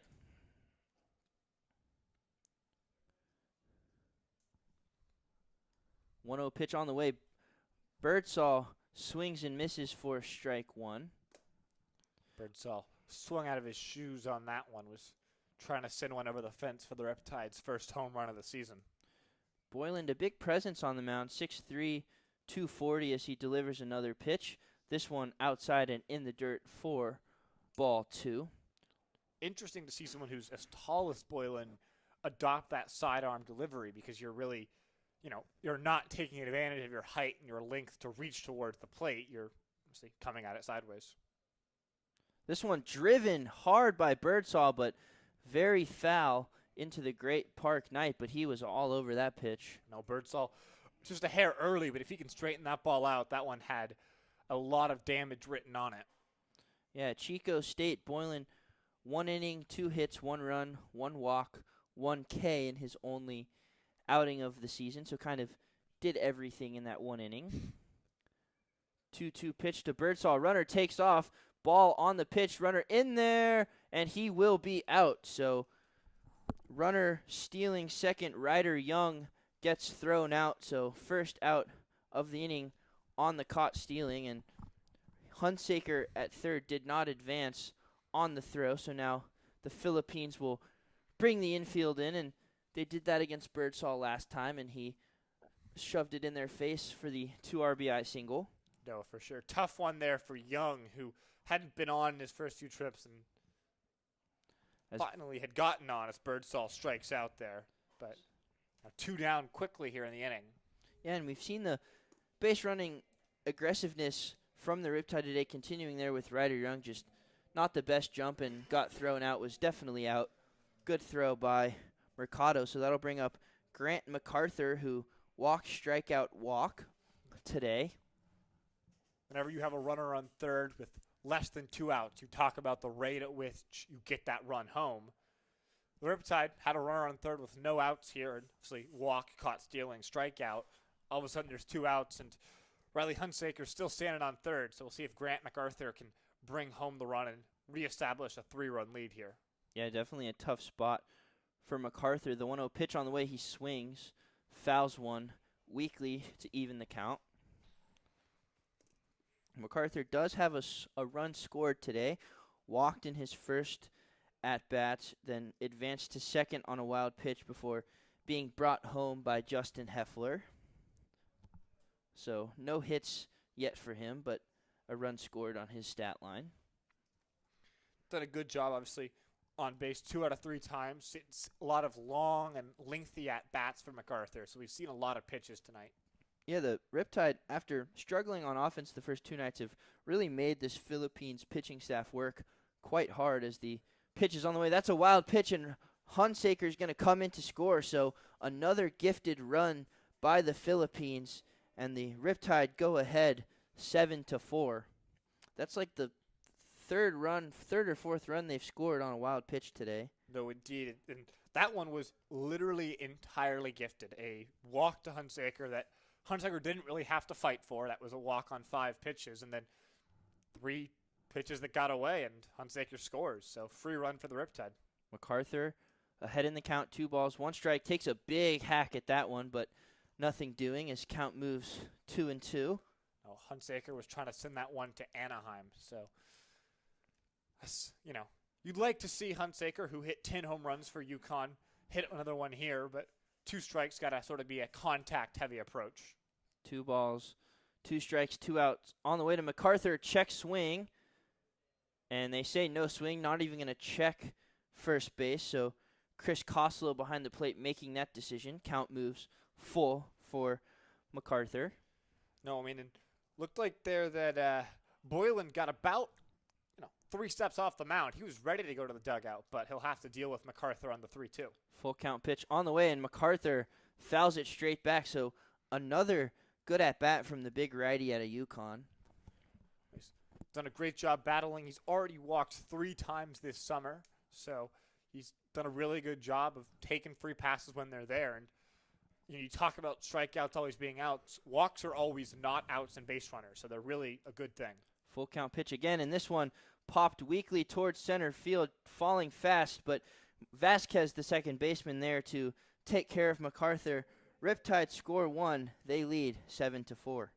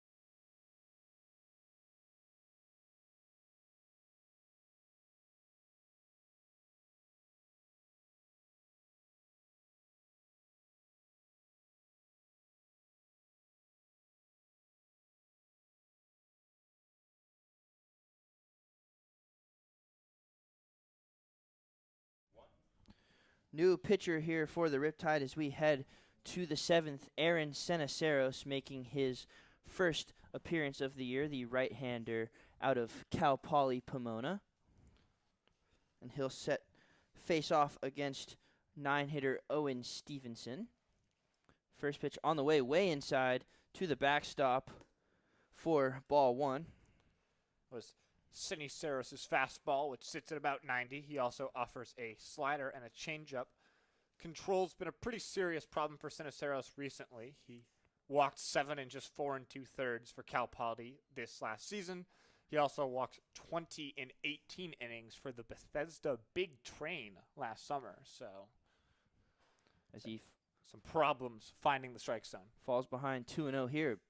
Bethesda Big Train, what a name for a summer ball team. On the way, this one can't find the zone either. Count will move 3 balls and no strikes to Owen Stevenson, who struck out in his last at-bat. Seniceros features quite the mustache on the mound. Sort of reminds me of the 80s closers, the Dennis Eckersleys of the world. Oh, and this one not even close and nails Stevenson in the back. We talked about the wildness of Seniceros, showing it here. 4 straight pitches, not even close, and that one nailed Stevenson, but he appears to be okay, although not that happy walking down to first base. No, I mean, that's always frustrating as a hitter. You work at 3-ball count. One more ball, you earn your walk, and instead you get hit. It's the exact same effect. It just hurts, and it means you don't get to put the walk on your record books. So, see, still same result, runner on base, but we have a pinch hitter here coming in for the Philippines. It's going to be Jonathan Torrente hitting left-handed. Another Philippines player from L.A. Pierce College, where he had quite the good year for them. Hit .338 with 29 RBIs. He is an outfielder, can also pitch, so could potentially see him on the mound later this summer, as he'll be a lefty facing the righty Seniceros, who needs to find the strike zone here. And does not, as he throws another ball, so 5 in a row out of the pen for Seniceros, as Torrente comes in to replace Tyler Permonto, who had a tough day at the plate, struck out 3 times. 1-0 pitch on the way, and this one low for ball 2, so 6 straight out of the pen for Seniceros.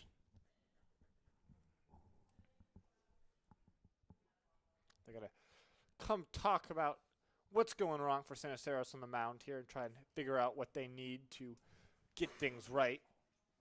You know, if Seniceros works himself into a jam, you'll need to be flexible to get out of it. Seniceros is a good man for that. He can do the splits, which very impressive stuff. So I certainly can't do the splits. I don't know about you. Yeah, I'm not even remotely close to being able to do the splits. So I think I would tear everything in my body if I tried to do that. I would do the same. So pretty impressive out of him. And we saw it with Noah Smith. He was quite wild in his first couple of batters, walked a guy that led, and then hit a guy that led to a run, and then he was pretty much lights out the rest of the way with that command and did a good job, had 6 strikeouts. So we'll see if Seniceros can find the zone here. 2-0 pitch on the way. Again, not even close. 7 straight balls for the Cal Poly Pomona pitcher.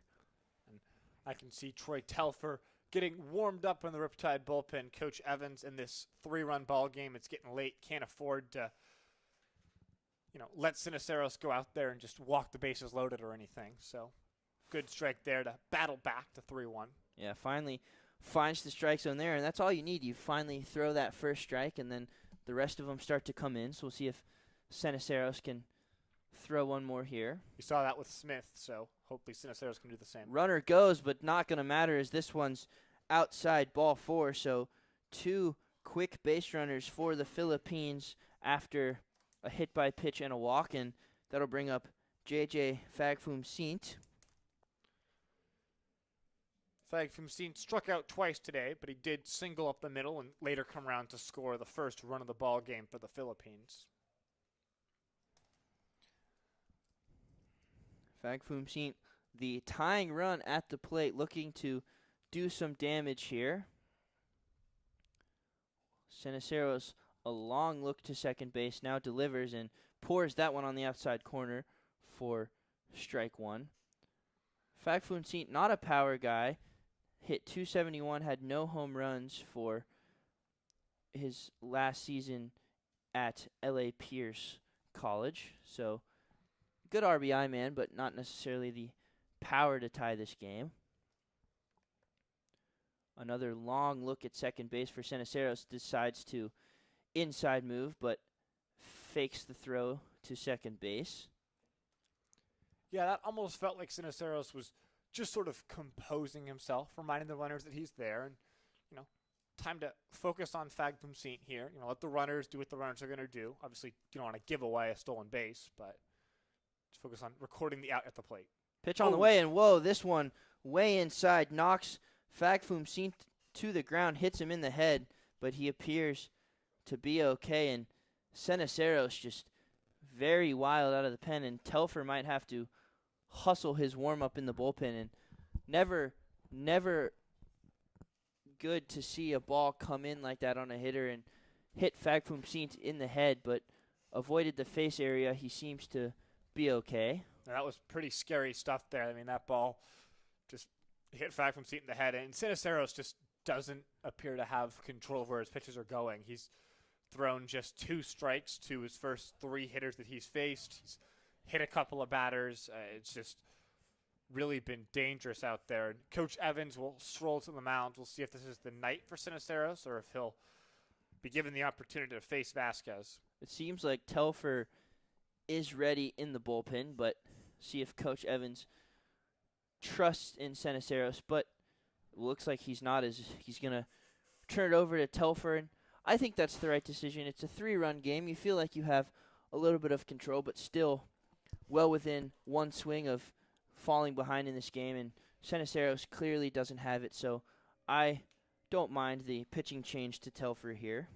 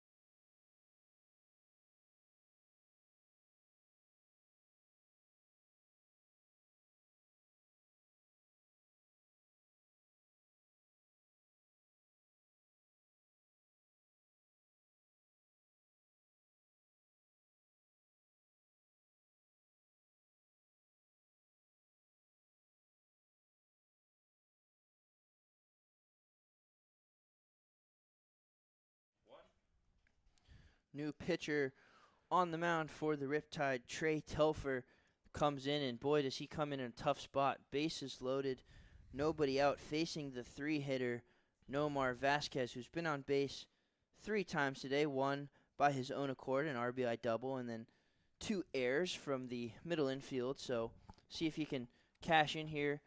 A big swing from his bat would give the Philippines the lead. So if you're Telfer, your work is definitely cut out for you. If Telfer can leave this game still with the Riptide in the lead, he'll have done a good job.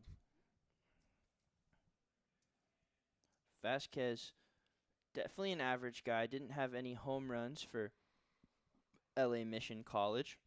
First pitch from Telfer on the outside corner for strike 1, and that is what you want to see if you're the Riptide. Cenicero comes in, throws, I think, maybe 1 strike, and then gets taken out, and immediately Telfer comes in, throws a strike. So Telfer only worked 8 2/3 for the Hoosiers this season, but struck out 7 and walked 7 in that time frame. 0-1 pitch on the way. Check swing, and they're going to call it, so will be strike 2. Bit of a conversation between Telfer and Mitchell Birdsall, but it's quick. So Telfer ahead, no balls and 2 strikes, which is exactly what you want to see if you're Coach Evans after the bases were loaded in quite erratic fashion.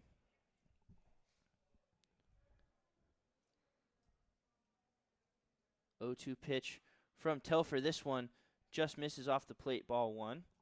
And Telfer's college statistics don't jump off the map, but he was a freshman playing Big Ten baseball. And, a lot of the guys on the Philippines roster were in D2 or junior college last year. So this is a higher level of pitching than they're used to. 1-2 pitch from Telfer inside to even up the count. And Telfer, a successful baseball family. His brother Shane is a pitcher in the Diamondbacks organization, so they have some history of success. One of our fellow San Diegans on the mound went to Cathedral Catholic High School. 2-2 pitch on the way. This one driven into center field. That one's going to get down. It's going to score a run. The runner at third will be held up, so bases stay loaded. Philippines cut the lead to 2.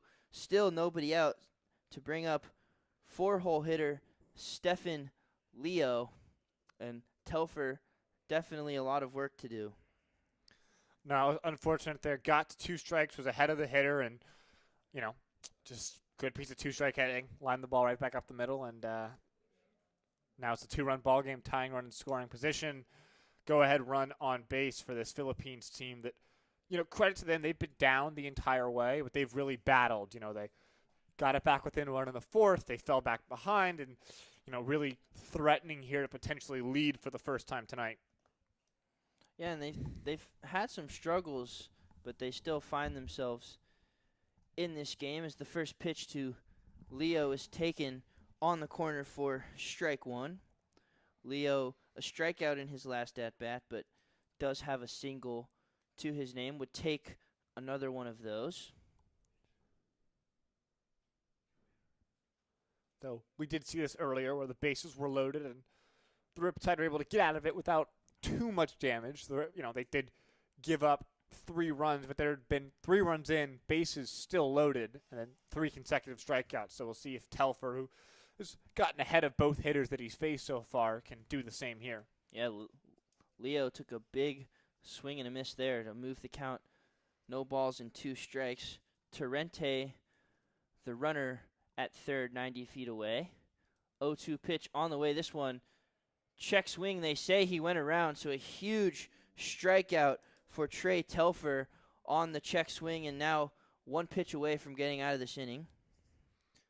That was a big pitch there from Telfer. Telfer's got a 5-pitch mix, 4-seamer, cutter, slider, splitter, and then he mixes in a show-me curveball, but really, mostly a 4-pitch pitcher for Telfer. He'll need to use something that's down if he wants to get the double play ball to get out of this inning. Taguayim, the hitter now. First pitch And this one is flared into center field. That one's going to fall. 1 run's going to score. Here comes the tying run. Throw to the plate's offline, and Philippines has tied the game. The ball squirts away, but Telfer there to pick it up. And just like that, we are tied. What an effort from the Philippines. No, they did a fantastic job there battling back. That ball really not hit all that well, just sort of fell over the glove of Holland, but unfortunately for the Riptide, that's baseball, and this game is tied at 7, as you said. And it really a fantastic effort from Philippines. They haven't played their best game today. The defense has been shaky. The pitching has been shaky except for a few innings, but their offense has really picked them up and put pressure on this Riptide team. As Rodriguez will come up now. Telfer still only 1 out here, and big swing and a miss from Rodriguez, who tripled in his last at-bat, came around to score on a sac fly. So see if he can do some more damage here. Vasquez, the runner at second. Taguaim, the runner at first. 0-1 pitch on the way. This one in the dirt. Good block from Mitchell Birdsall.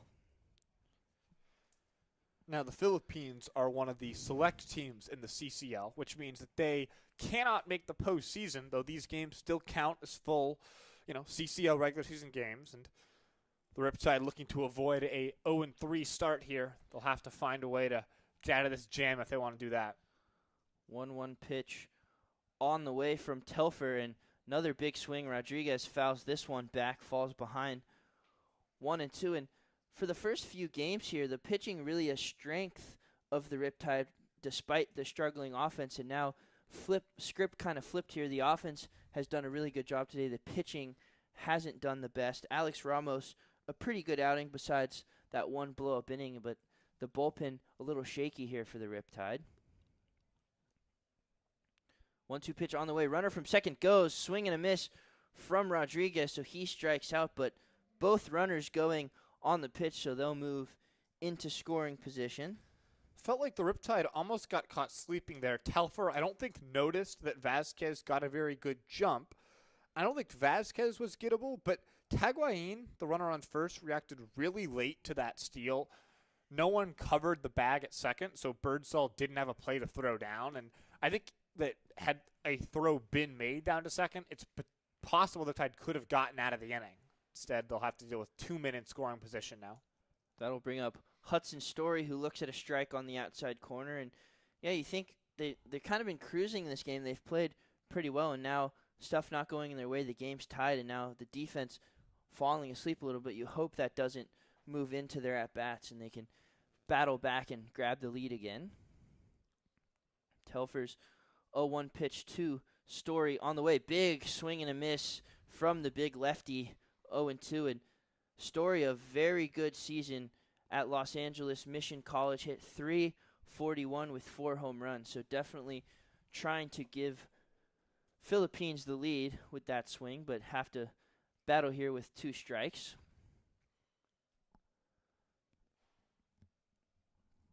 .02 pitch from Telfer just outside, ball 1. Telfer obviously has to be on his best behavior here. A ball in the dirt, ball that gets away, and Philippines will have the lead. So that's what the runner moving up to third does for you. So and pressure on Birdsall as well. He's got to be a wall back there. If any balls in the dirt, got to make sure he keeps them in front. 1-2 pitch on the way. Rodriguez fouls it straight back. Story, fouls that one straight back. And decently big backstop here at the Great Park. So if you're Birdsall behind the plate, want to make sure you keep it in front of you. No, for sure. I think it makes it more difficult for Telfer to work for the strikeout pitch. You want maybe throw something down in the zone that bounces and get the hitter to swing and miss at an off speed, but you can't really do that here with the runners where they are. Absolutely. 1-2 pitch again to Story, and he takes a big rip and a miss. So Telfer gets out of the inning, but not before damage has been done. Philippines tie it up 7-7 as we stretch.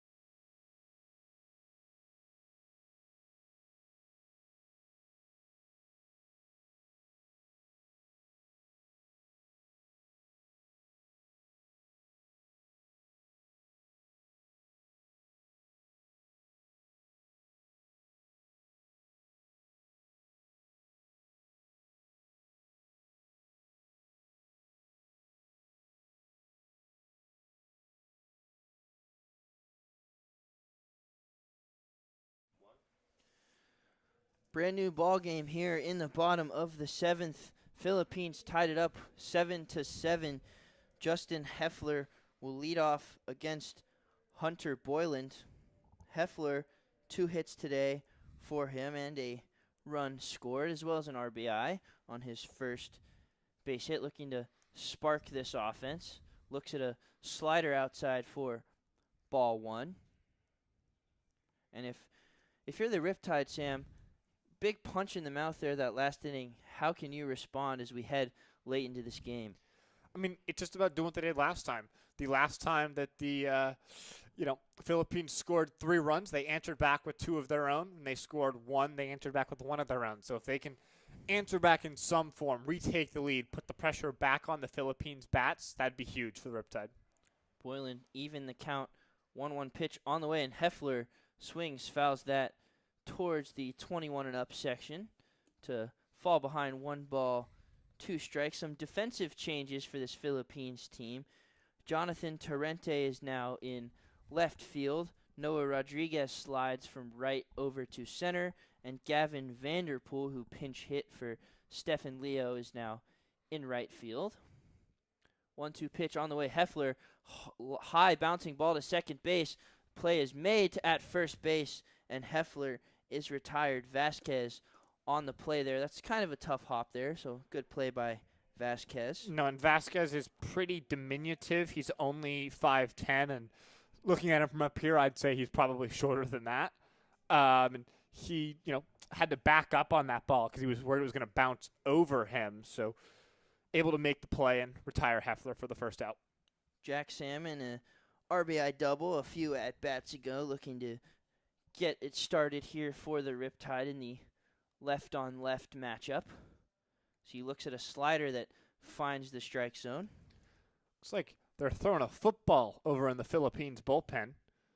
Well, there is players warming. There's some hijinks going along. Football is a pretty good warm-up for pitchers. Similar arm motion. 0-1 pitch on the way, and Salmon hacks and misses, so he'll have to battle down 0-2.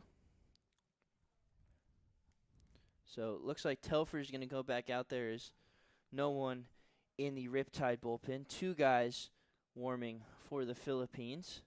0-2 pitch to Salmon on the way, and he is going to go down quickly on 3 strikes, 3 sliders, and 3 strikes. So Salmon goes down swinging, and it's going to be up to Sho Garcia to get something started here. Garcia also a base knock on his ledger back in the 3rd inning, so see if he can add another one here. We've seen the Riptide put together some 2-strike and 2-out hits, so we'll see if Garcia can do that. 4th straight slider from Boylan finds the strike zone. He's really leaning on that through three of them in a row to Salmon for the strikeout, and throws another one for strike 1 to Garcia. Hey, if it's working, why change it? And this time goes with the fastball and misses inside. That's why you don't change it right there. Never smart to throw the same pitch 5 times in a row, but maybe it'll pay off. But missed with the fastball. See if he goes back to that slider. 1 ball, 1 strike. That looked like a changeup there as Sho Garcia was out in front. He falls behind 1 and 2.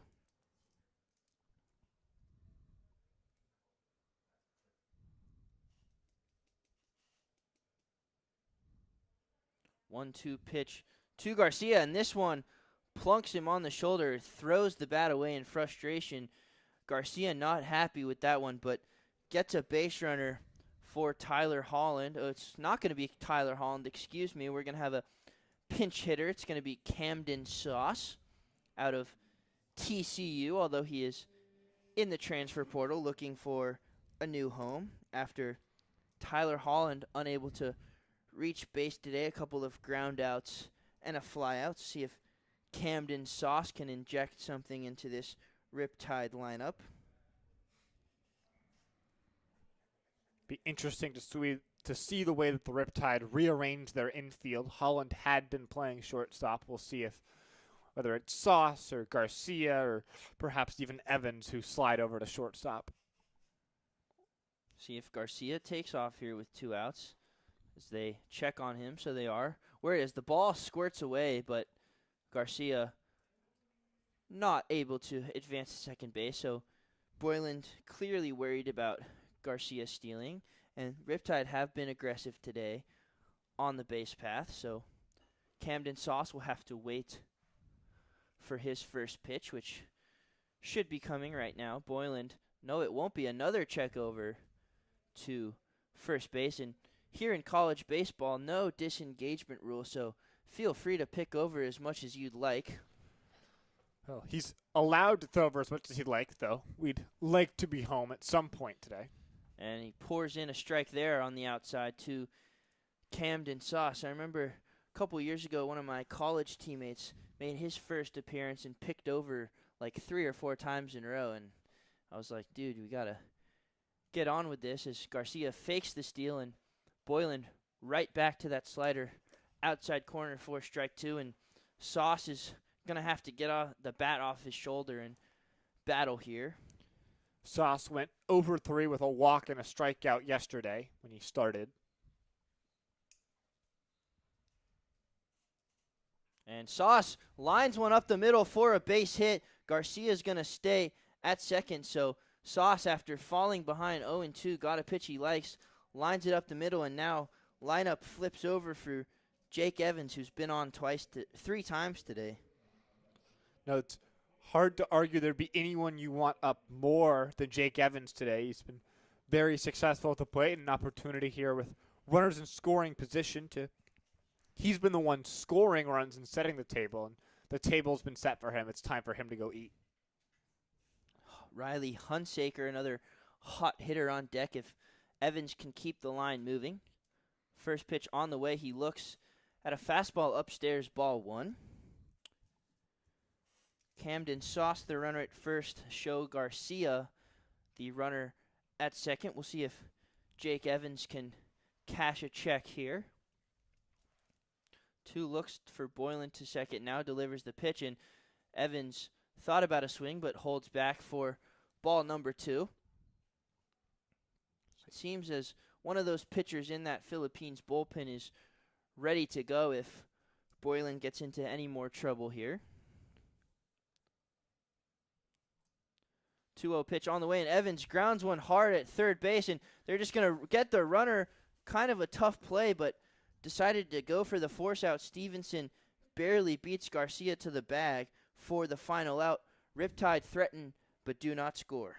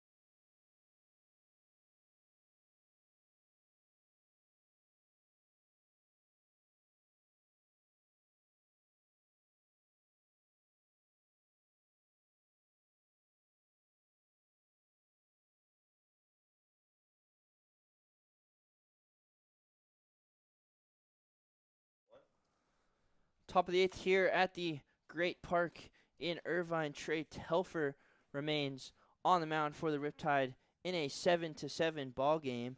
Camden Sauce remains in the game at shortstop after pinch hitting for Tyler Holland. First pitch on the way, a ball upstairs to Ethan Mercado, the catcher. Interesting to see how the Riptide managed this ball game. They told us that Brandon Tatch out of the bullpen was likely going to be the guy in a high leverage situation. Obviously, tie ball game here, top of the 8th. Extra innings is a potential option. We'll see what the Riptide are able to do, but it should be interesting. That's the way they handle this one.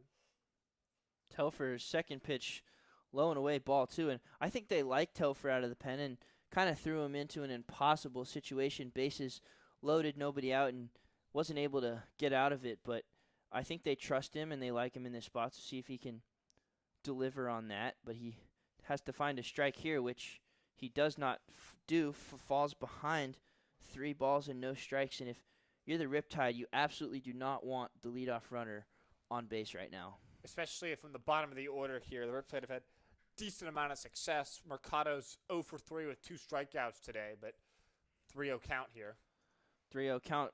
Mercado taking all the way and pays off for him as he looks at a ball and 4-pitch walk to bring up Owen Stevenson, who reached last time up on a hit by pitch. I thought Telfer had been a little unlucky last inning. He obviously struck out 3 batters, struck out the side. The 2 hits were relatively weak contact. Certainly did a good job of inducing weak contact and bad results. They just happened to find grass, and unfortunately for the Riptide, that meant the game was tied. So see if he can get around this leadoff walk. First pitch on the way, and this one's way outside. Good play by Birdsall to keep that from going to the backstop. And it looks like we're actually going to have a pinch hitter for Owen Stevenson. It's going to be Wyatt Lamarsna for his first at-bat of the day. Lamarsna out of, I'll give you a guess of what school he goes to, Sam.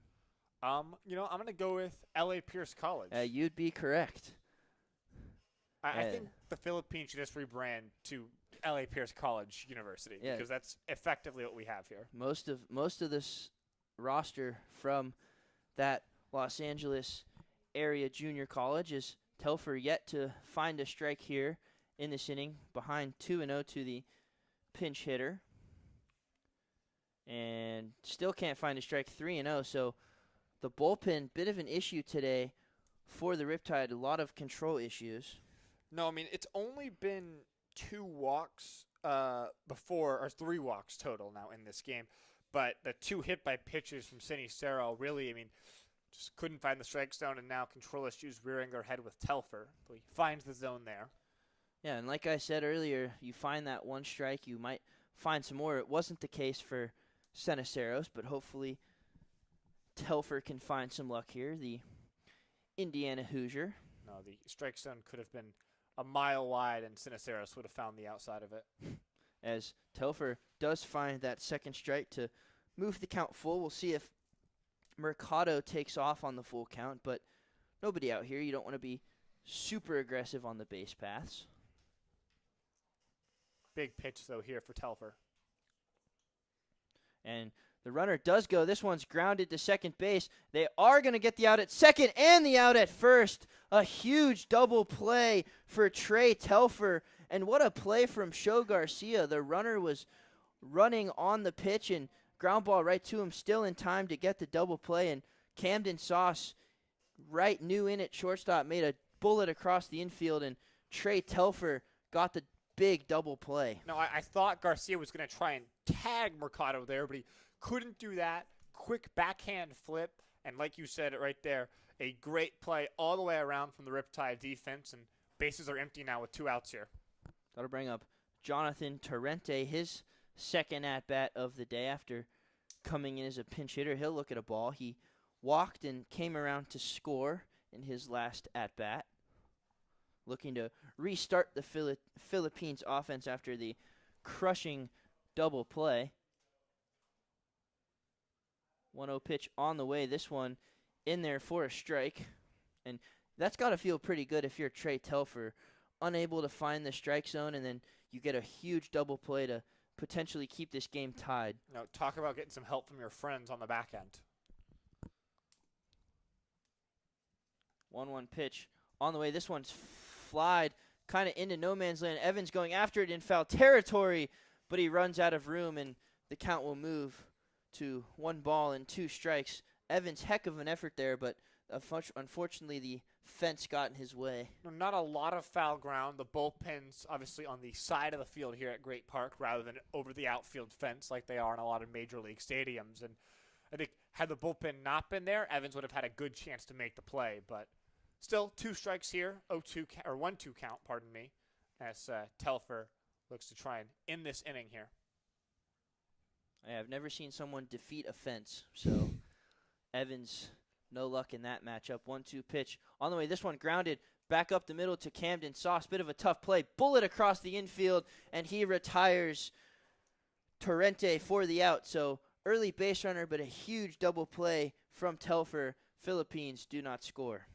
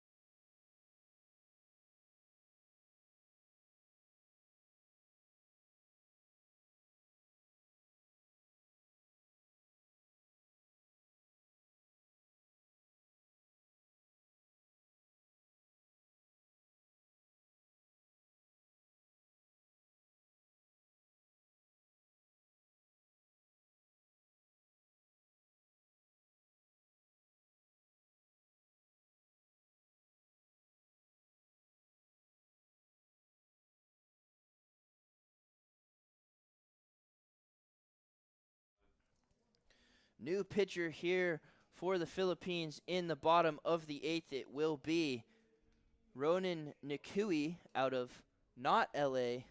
Pierce College, but Fullerton Community College. And he'll have his hands full with Riley Hunsaker. 4 at-bats, 4 times on base for him today. Quite the day for Hunsaker. First pitch to Hunsaker on the way. A very slow curveball in there for strike 1. So Hunsaker now has that in his memory. See if you try and speed him up after showing him the slow curveball. Nakui only 2 2/3 innings for Fullerton, but didn't allow a run. 0-1 pitch on the way, comes in with the fastball, but it's low for ball 1. Did have 4 strikeouts in those 2 2/3 innings, so potentially a big strikeout guy. Huge section for the Riptide here. Obviously a run, and then the Philippines would have to answer or the game would be over. And it's 2-3-4 up for the Riptide, so if it's going to happen, now is the time. Slider in there for strike 2, so Nakui throwing everything he can at Hunsaker as Ryder Young awaits on deck. Hunsaker a hit, 2 walks, and a hit by pitch today in his first action for the Riptide as a hitter. 1-2 pitch on the way. Another slow curveball. This one just misses outside.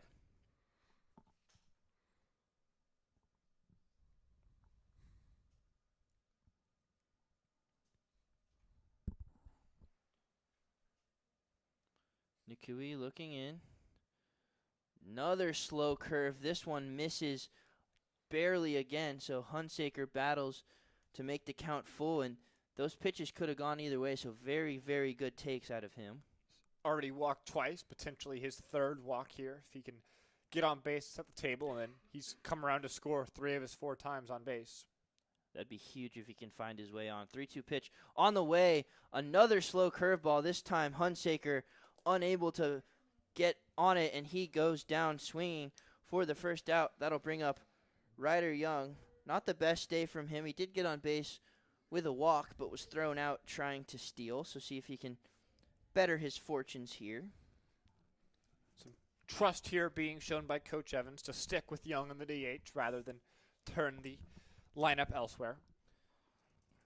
So Young looking to get something going with 5 outs to play with. If you're the Riptide, he swings at the first pitch, hard grounder, but stabbed by Stevenson. He throws to first in time, so it's going to come down to Mitchell Birdsall.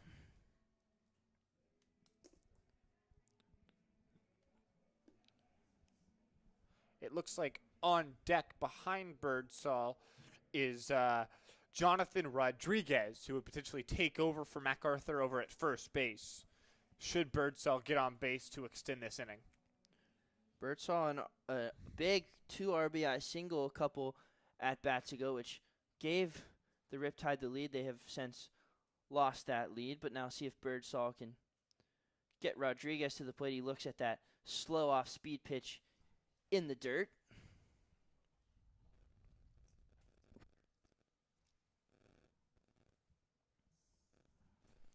Around that hit, 2 strikeouts and a foul out to the first baseman for Birdsall as he looks at that slow curveball once again, this time in there for a strike.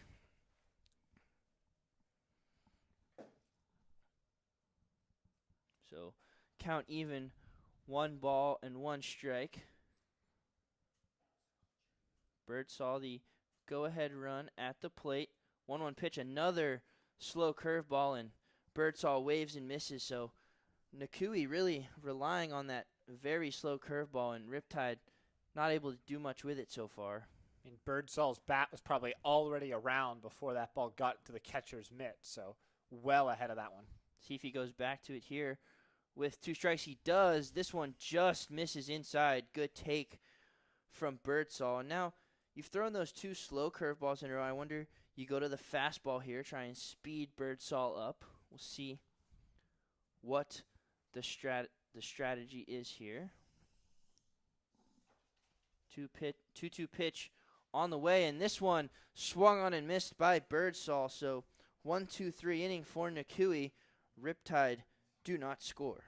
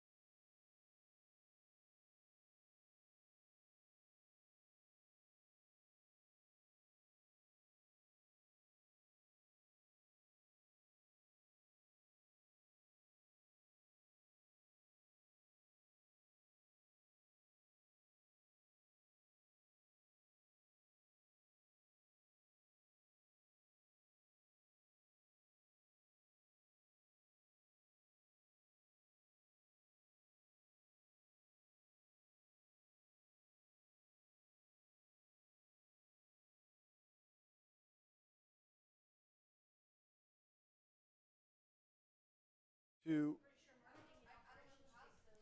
Back here, top of the ninth inning, Trey Telfer remains on the mound for the Riptide. He'll have to face the heart of this Philippines order, JJ Fagfumsint, leading off. First pitch to him, up and in, ball 1.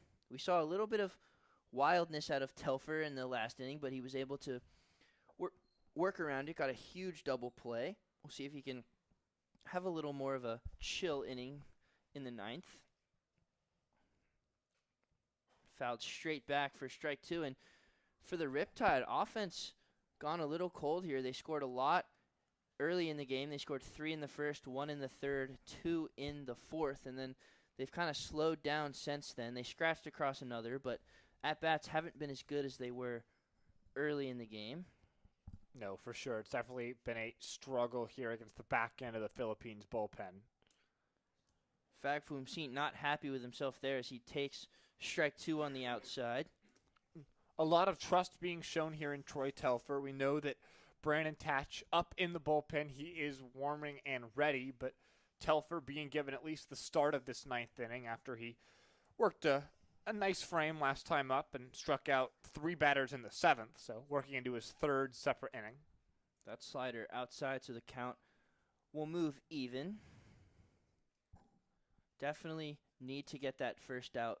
Will be so important. Don't want to give the Philippines any momentum as he blows a fastball by Fagfumsint for the first out. Big pitch there. The 14th strikeout of the day by Riptide pitching, so done a good job there. As opposed to just 8 strikeouts by the Riptide hitters, so that'll bring up Nomar Vasquez, who's been on base all 4 of his times to the plate. He reached on 2 errors, and then he had an RBI double and hit a single in his last at-bat. He'll face Telfer here, who pours in a fastball on the outside for strike 1. Well, Telfer looked very confident on the mound at the moment.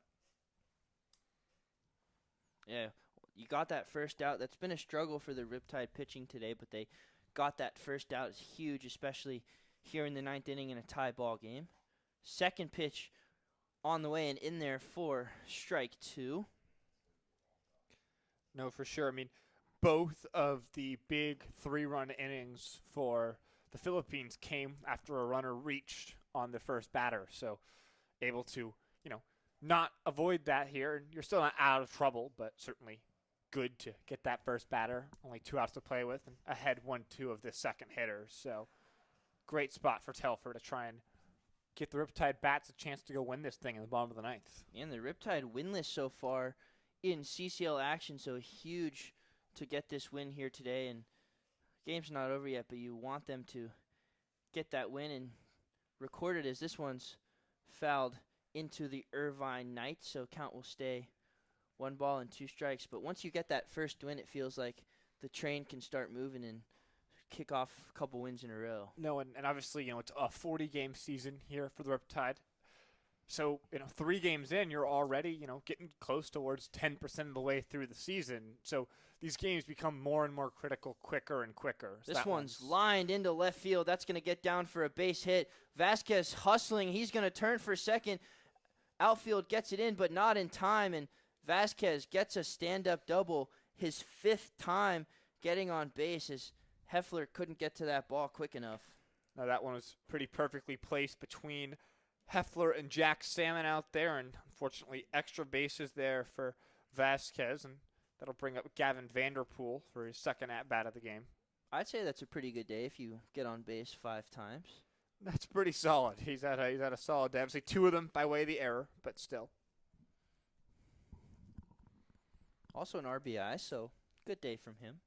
So hopefully see if Telfer can strand this runner. Looks over to second, but now delivers. Big swing and a miss from Vanderpool, who went down on strikes his last time out. Vasquez, definitely a threat to run. Already 2 stolen bases today and had 24 for LA Mission College, but never want to make an out at third base, so see if he stays put. big secondary. This one lined into center field. That's going to get down. They're sending the runner. Here comes the throw from Salmon. It's cut off by Rodriguez, and the Philippines baseball group takes the lead here in the ninth, and the Riptide are going to have to score at least 2 to win this game. No, yeah, a good piece of hitting there by Vanderpool, and this is the second time that these hitters have seen Telfer. I'm a little surprised at the decision to leave him out there at this point.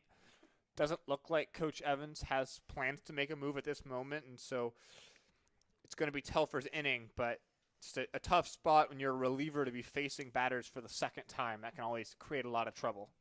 And Johnny Rodriguez now in at first base for the Riptide as Telfer pours in a slider for strike 1 to Dylan Tanguayim.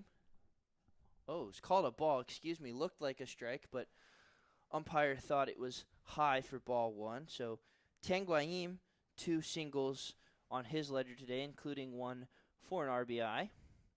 As this one's lined into right field. That's going to be a base hit, and on his way to third goes the runner, and now Tanguayim's hustling for second, and he's going to get in there. So aggressive base running from Philippines, and 3 straight hits for them, and looks like Trey Telfer still out there for now, but hasn't had his best stuff in this inning.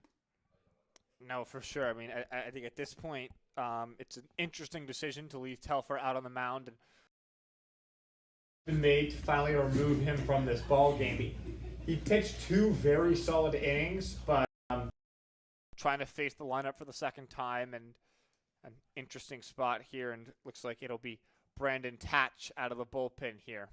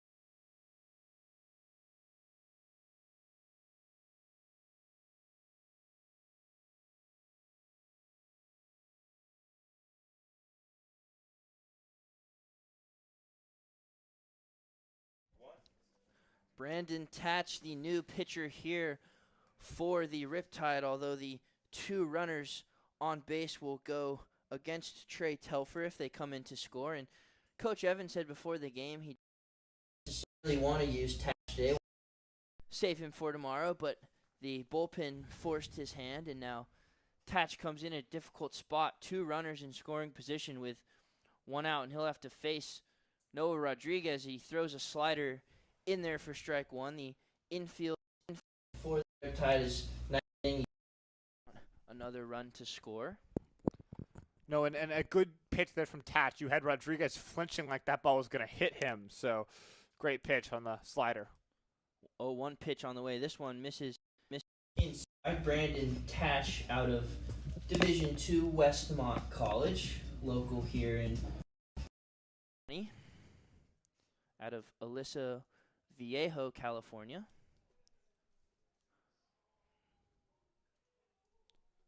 1-1 pitch on the way. Another slider also in there for strike 2.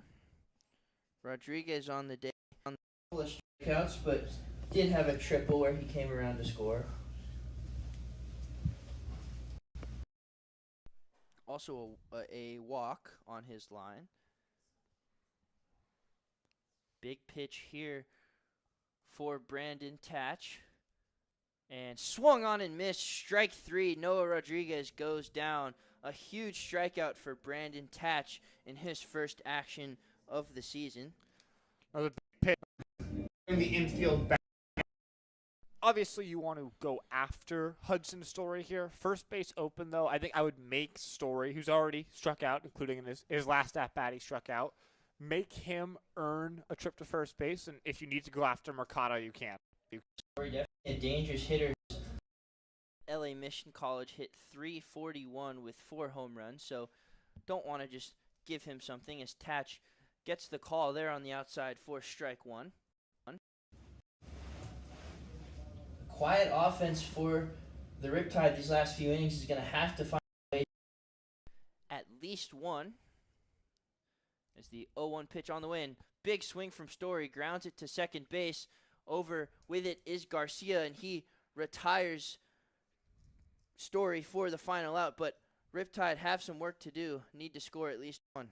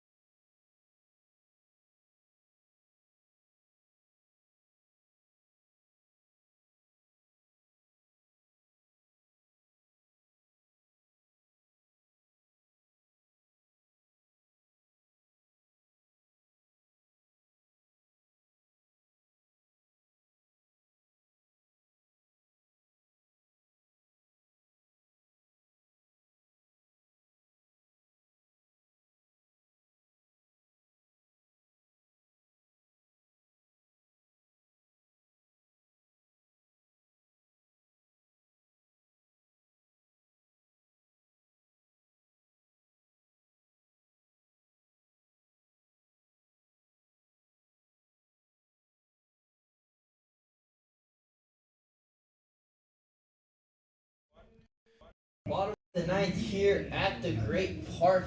Riptide chasing a run. They will face Ronan Nakui for his second inning of work, but it'll be Jonathan Rodriguez with his first at-bat of the day. The advantageous matchup with the lefty against righty, and he takes a big swing and a miss at that low curveball from Ronan Nakui.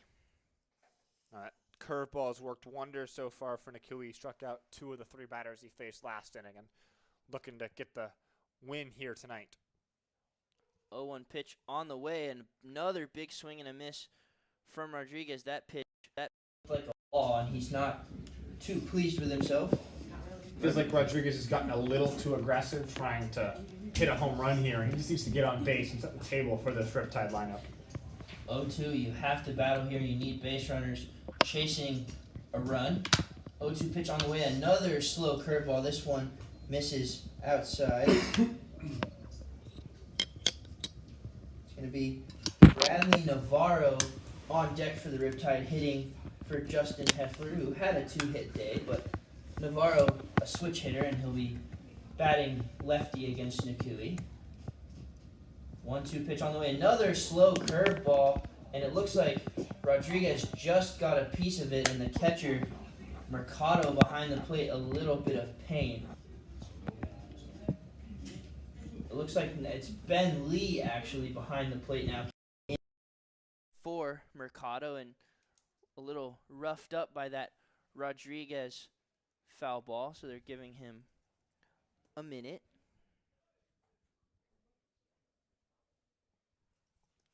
So Ben Lee into the game behind the plate for Ethan Mercado. He seems to be okay. So Rodriguez, who just got a piece of that last pitch, will battle again here. 1 ball and 2 strikes. And he drives this one, but it's going to be foul. He was just out in front of that. If he waits a little longer, might be a double. So it'll stay at 1-2. Loud foul ball from Rodriguez there.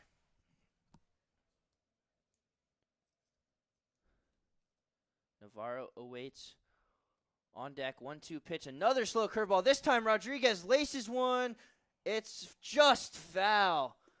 Back-to-back hard contact from Rodriguez. This one was foul by perhaps a couple centimeters. That had double written all over it, but instead Rodriguez will have to bat one more time. 3rd time is the charm for Rodriguez. If he can keep that one, stay back a millisecond more to keep that ball fair, that'd be amazing. He took some ugly swings early in this at-bat, but he's kind of figured out Nakui a little bit, figured out the timing. He's had a better at-bat here. Oh, don't jinx him.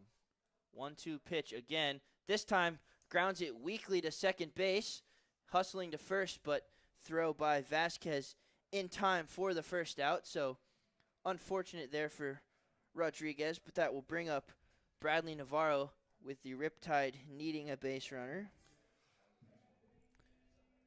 And it looks like Colby Moran will be in the on-deck circle to replace Jack Salmon, but Bradley Navarro up first. Navarro, the hitter that had the only 2 hits for the Riptide last night, so we'll see if he can get another one here as he looks at that slow curveball outside for ball 1. Now Navarro off to a good start as a Riptide player, and as you said, those 2 hits yesterday. And I would say he was the only Riptide player who looked comfortable ahead 1-0 in the count here, trying to get something started in the bottom of the 9th, needing a run.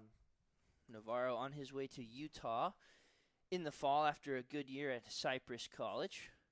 1-0 pitch on the way. It fouls that one straight back, so he seems to be on that slow curveball. See if he gets another one. Nakui's been relying on that heavily in his inning and a third here so far. He's thrown a few fastballs in there, but really leaning on that curveball. For sure. If you can stay back on it, potentially drive one over the wall. 1-1 pitch on the way. Another slow curveball. This one outside. Ball 2. So Navarro seems to have a pretty good sense of it. We'll see if Nakui goes back to it for a 4th straight time.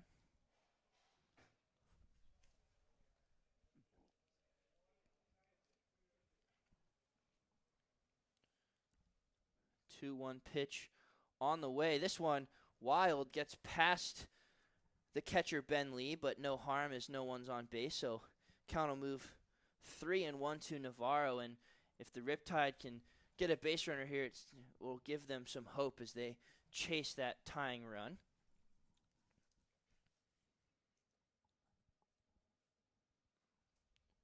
Nakui finds a pitch he likes. Advantage pitch on the way. Navarro takes ball 4. Could have gone either way. Nakui wanted a strike. Navarro heads to first base, and if you're the Riptide, that's exactly what you want, is Colby Moran represents the winning run. 100%. That was a great at-bat there from Navarro off the bench. Works that walk.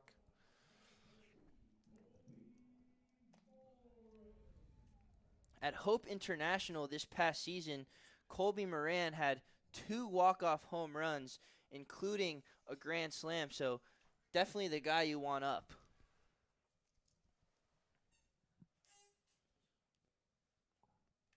Long hold from Nikui now delivers another slow curveball. This one in the dirt and outside for ball 1. Over at first base, Navarro had just 1 steal last season, so he's not really a threat to run. It'd be interesting. Moran is 6'2", 230. He's certainly not fleet of foot. If you were able to reach base, potentially a pinch runner coming off the bench for the Riptide, and he'd represent the winning run, as you said. Though if he hits it over the fence, as he's done before, then no need for any speed on the bases. Yeah, besides those 2 walk-off home runs, a monster year at Hope International. Hit .417 with 10 home runs and a 1.2 OPS. So definitely a big bat in the hands of Colby Moran. Hope International always a favorite to win it all in the NAIA ranks. 1-0 pitch on the way. Moran looks at that in the dirt. Nikui kind of cruising here through the first 4 batters he faced, but now get some adversity with the walk and starting to not find the strike zone. Ben Castelli's on deck to pinch hit for Show Garcia for the Riptide. So a string of lefties here as that slow curveball finds the zone. Moran still ahead in the count. He got a gauge on that curveball. So Coach Evans emptying the bench with a bunch of lefties needing at least a run here to keep this game going. Although, as we said, Moran can end it with 1 swing. 2-1 pitch. Runner goes. Navarro, a rare steal, and he gets in there safe. So the runner moves to scoring position, but it was a strike on the pitch. So Moran's going to have to battle with 2 strikes. We talked about only 1 steal for Cypress, but has to be aggressive here, and it paid off. Got a good jump and tough spot here. Moran, obviously a power hitter first and foremost, but got a choke down on the bat here with 2 strikes. And a base hit ties this ball game. Huge shift on him as the second baseman Vasquez is in second as he flies. This one going to be a tough play for left field. Does he have a beat on? He slides, and he does not make the catch. It falls foul. Heck of an effort from Jonathan Torrente in left field, but Colby Moran gets another opportunity, and he is probably thanking the baseball gods for that one. What an effort from Torrente, but just unable to make that catch. No, I mean, Torrente was, I would say, inches away from that play. And Keith Gibbs got the call down the third base line. He said he had the safe sign, so Moran knew he was good to go. And as you said, that shift well out there for Nomar Vasquez. He is squarely on the outfield grass. Yeah, Vasquez shallow right field, so they're expecting Moran to pull. A look at second now, the 2-2 pitch. Big curveball and a swing and a miss from Colby Moran, and this game is in the hands of Ben Castelli. What a pitch. Gutsy pitch from Nikui there. No, indeed. And should the Riptide get this game to the 10th inning, they'll have to decide what they're going to do in center field. Moran obviously cannot play center, so they'll have to turn to someone off the bench, potentially someone like Cam Burdick. Castelli, a little bit of power in that bat. Had 6 home runs this past year for Cal Baptist, but all he needs really is a single as he swings and cues this one towards third, but it's going to be foul. So Navarro, the runner at second, we did see him steal second base, so I'm sure with 2 outs he'll be running on contact, blazing to the plate to tie this game. But again, Castelli can end it with 1 swing of the bat. Falls behind 0-1 here against Nikui, looking to secure the win here. Castelli was 0 for 4 with 2 strikeouts in his season debut yesterday.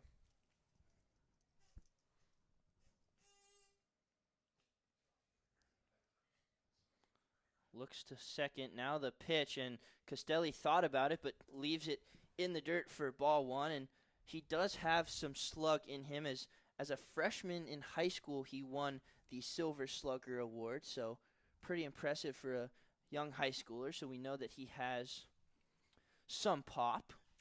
J.J. Fag from Saint keeping Navarro relatively close over at second. 1-1 pitch. Castelli Big swing and a miss. He tried to end it right there. Now he's going to have to battle with 2 strikes. No, for sure. And a shift on him, not as exaggerated as the one that was on Moran, but certainly, shortstop Fagfumsint really playing up the middle here. Second baseman Vasquez shaded way over on Castelli. 1-2 pitch. Castelli stays alive, fouls it towards Philippines dugout, so he'll live to see another pitch. Navarro ready to score from second. This is time to scratch, claw, fight, everything you can if you're Ben Castelli. The game is on you. Time to either be the hero or be a zero. Ben Castelli. 1-2 pitch on the way. That big curveball. Risky take from Castelli, but it pays off. Count moves even. 2 balls and 2 strikes. I don't think you take that again. That certainly was gutsy, but Castelli lives to fight another day, and so do the Riptide. Count moves even. 2 balls, 2 strikes, 2 outs here in the bottom of the 9th. Pitch on the way in the dirt. Ball 3. Heck of an at-bat from Ben Castelli. Count moves full. It will be Camden Sauce on deck, who has a base hit in his only at-bat today. If Castelli can extend this game, full count here in the bottom of the 9th. Pitch on the way, that big curveball, and Castelli lays off. Bit of a risky take there. He flung the bat as the pitch was crossing the plate, but they said that it's not a swing. But if I'm Castelli, you got to wait a second at least to swing that bat. But nevertheless, we'll end up on first base, and a big spot for Camden Sauce. Navarro, the tying run at second. Castelli, the winning run at first. Camden Sauce, a single in his last at-bat, and boy, could he use another one here.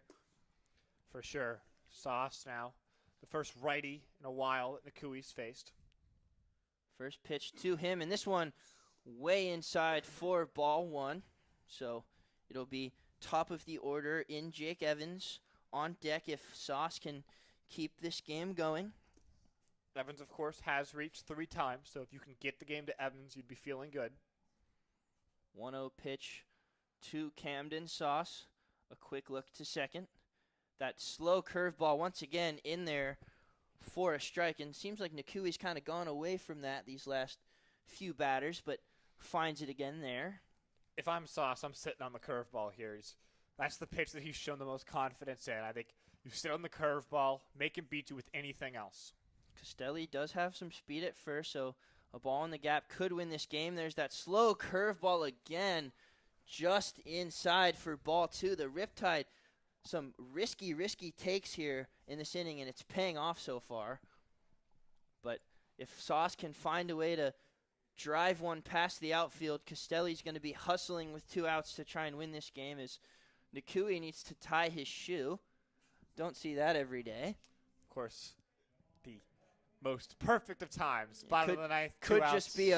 just be a saving a tactic there to slow Camden Sauce. We see that in soccer sometimes. They kind of mess around a bit to chew some clock. But we restart play after the shoe is tied. 2-1 count to Camden Sauce. And this one taken inside for strike 2. And that looked a little more inside than the last pitch, but home plate umpire Chris Coslow called it a strike, in the Riptide down to their final strike once again. Camden Sauce readies. 2 balls, 2 strikes here, 2 outs in the bottom of the 9th. The pitch to Camden Sauce. He swings and misses, and the Riptide threaten in the bottom of the 9th, but they do not score. Philippines comes away with the win, 8-7. Ronan Nakui, the winning pitcher. Trey Telfer, the losing pitcher. And the Riptide, still without a win in the CCL. They fall to 0-3.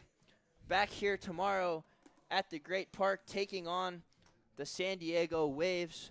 First pitch, 5:30 p.m. Riptide cannot come away with the win after leading most of the game. I've been Hugh Fitzpatrick.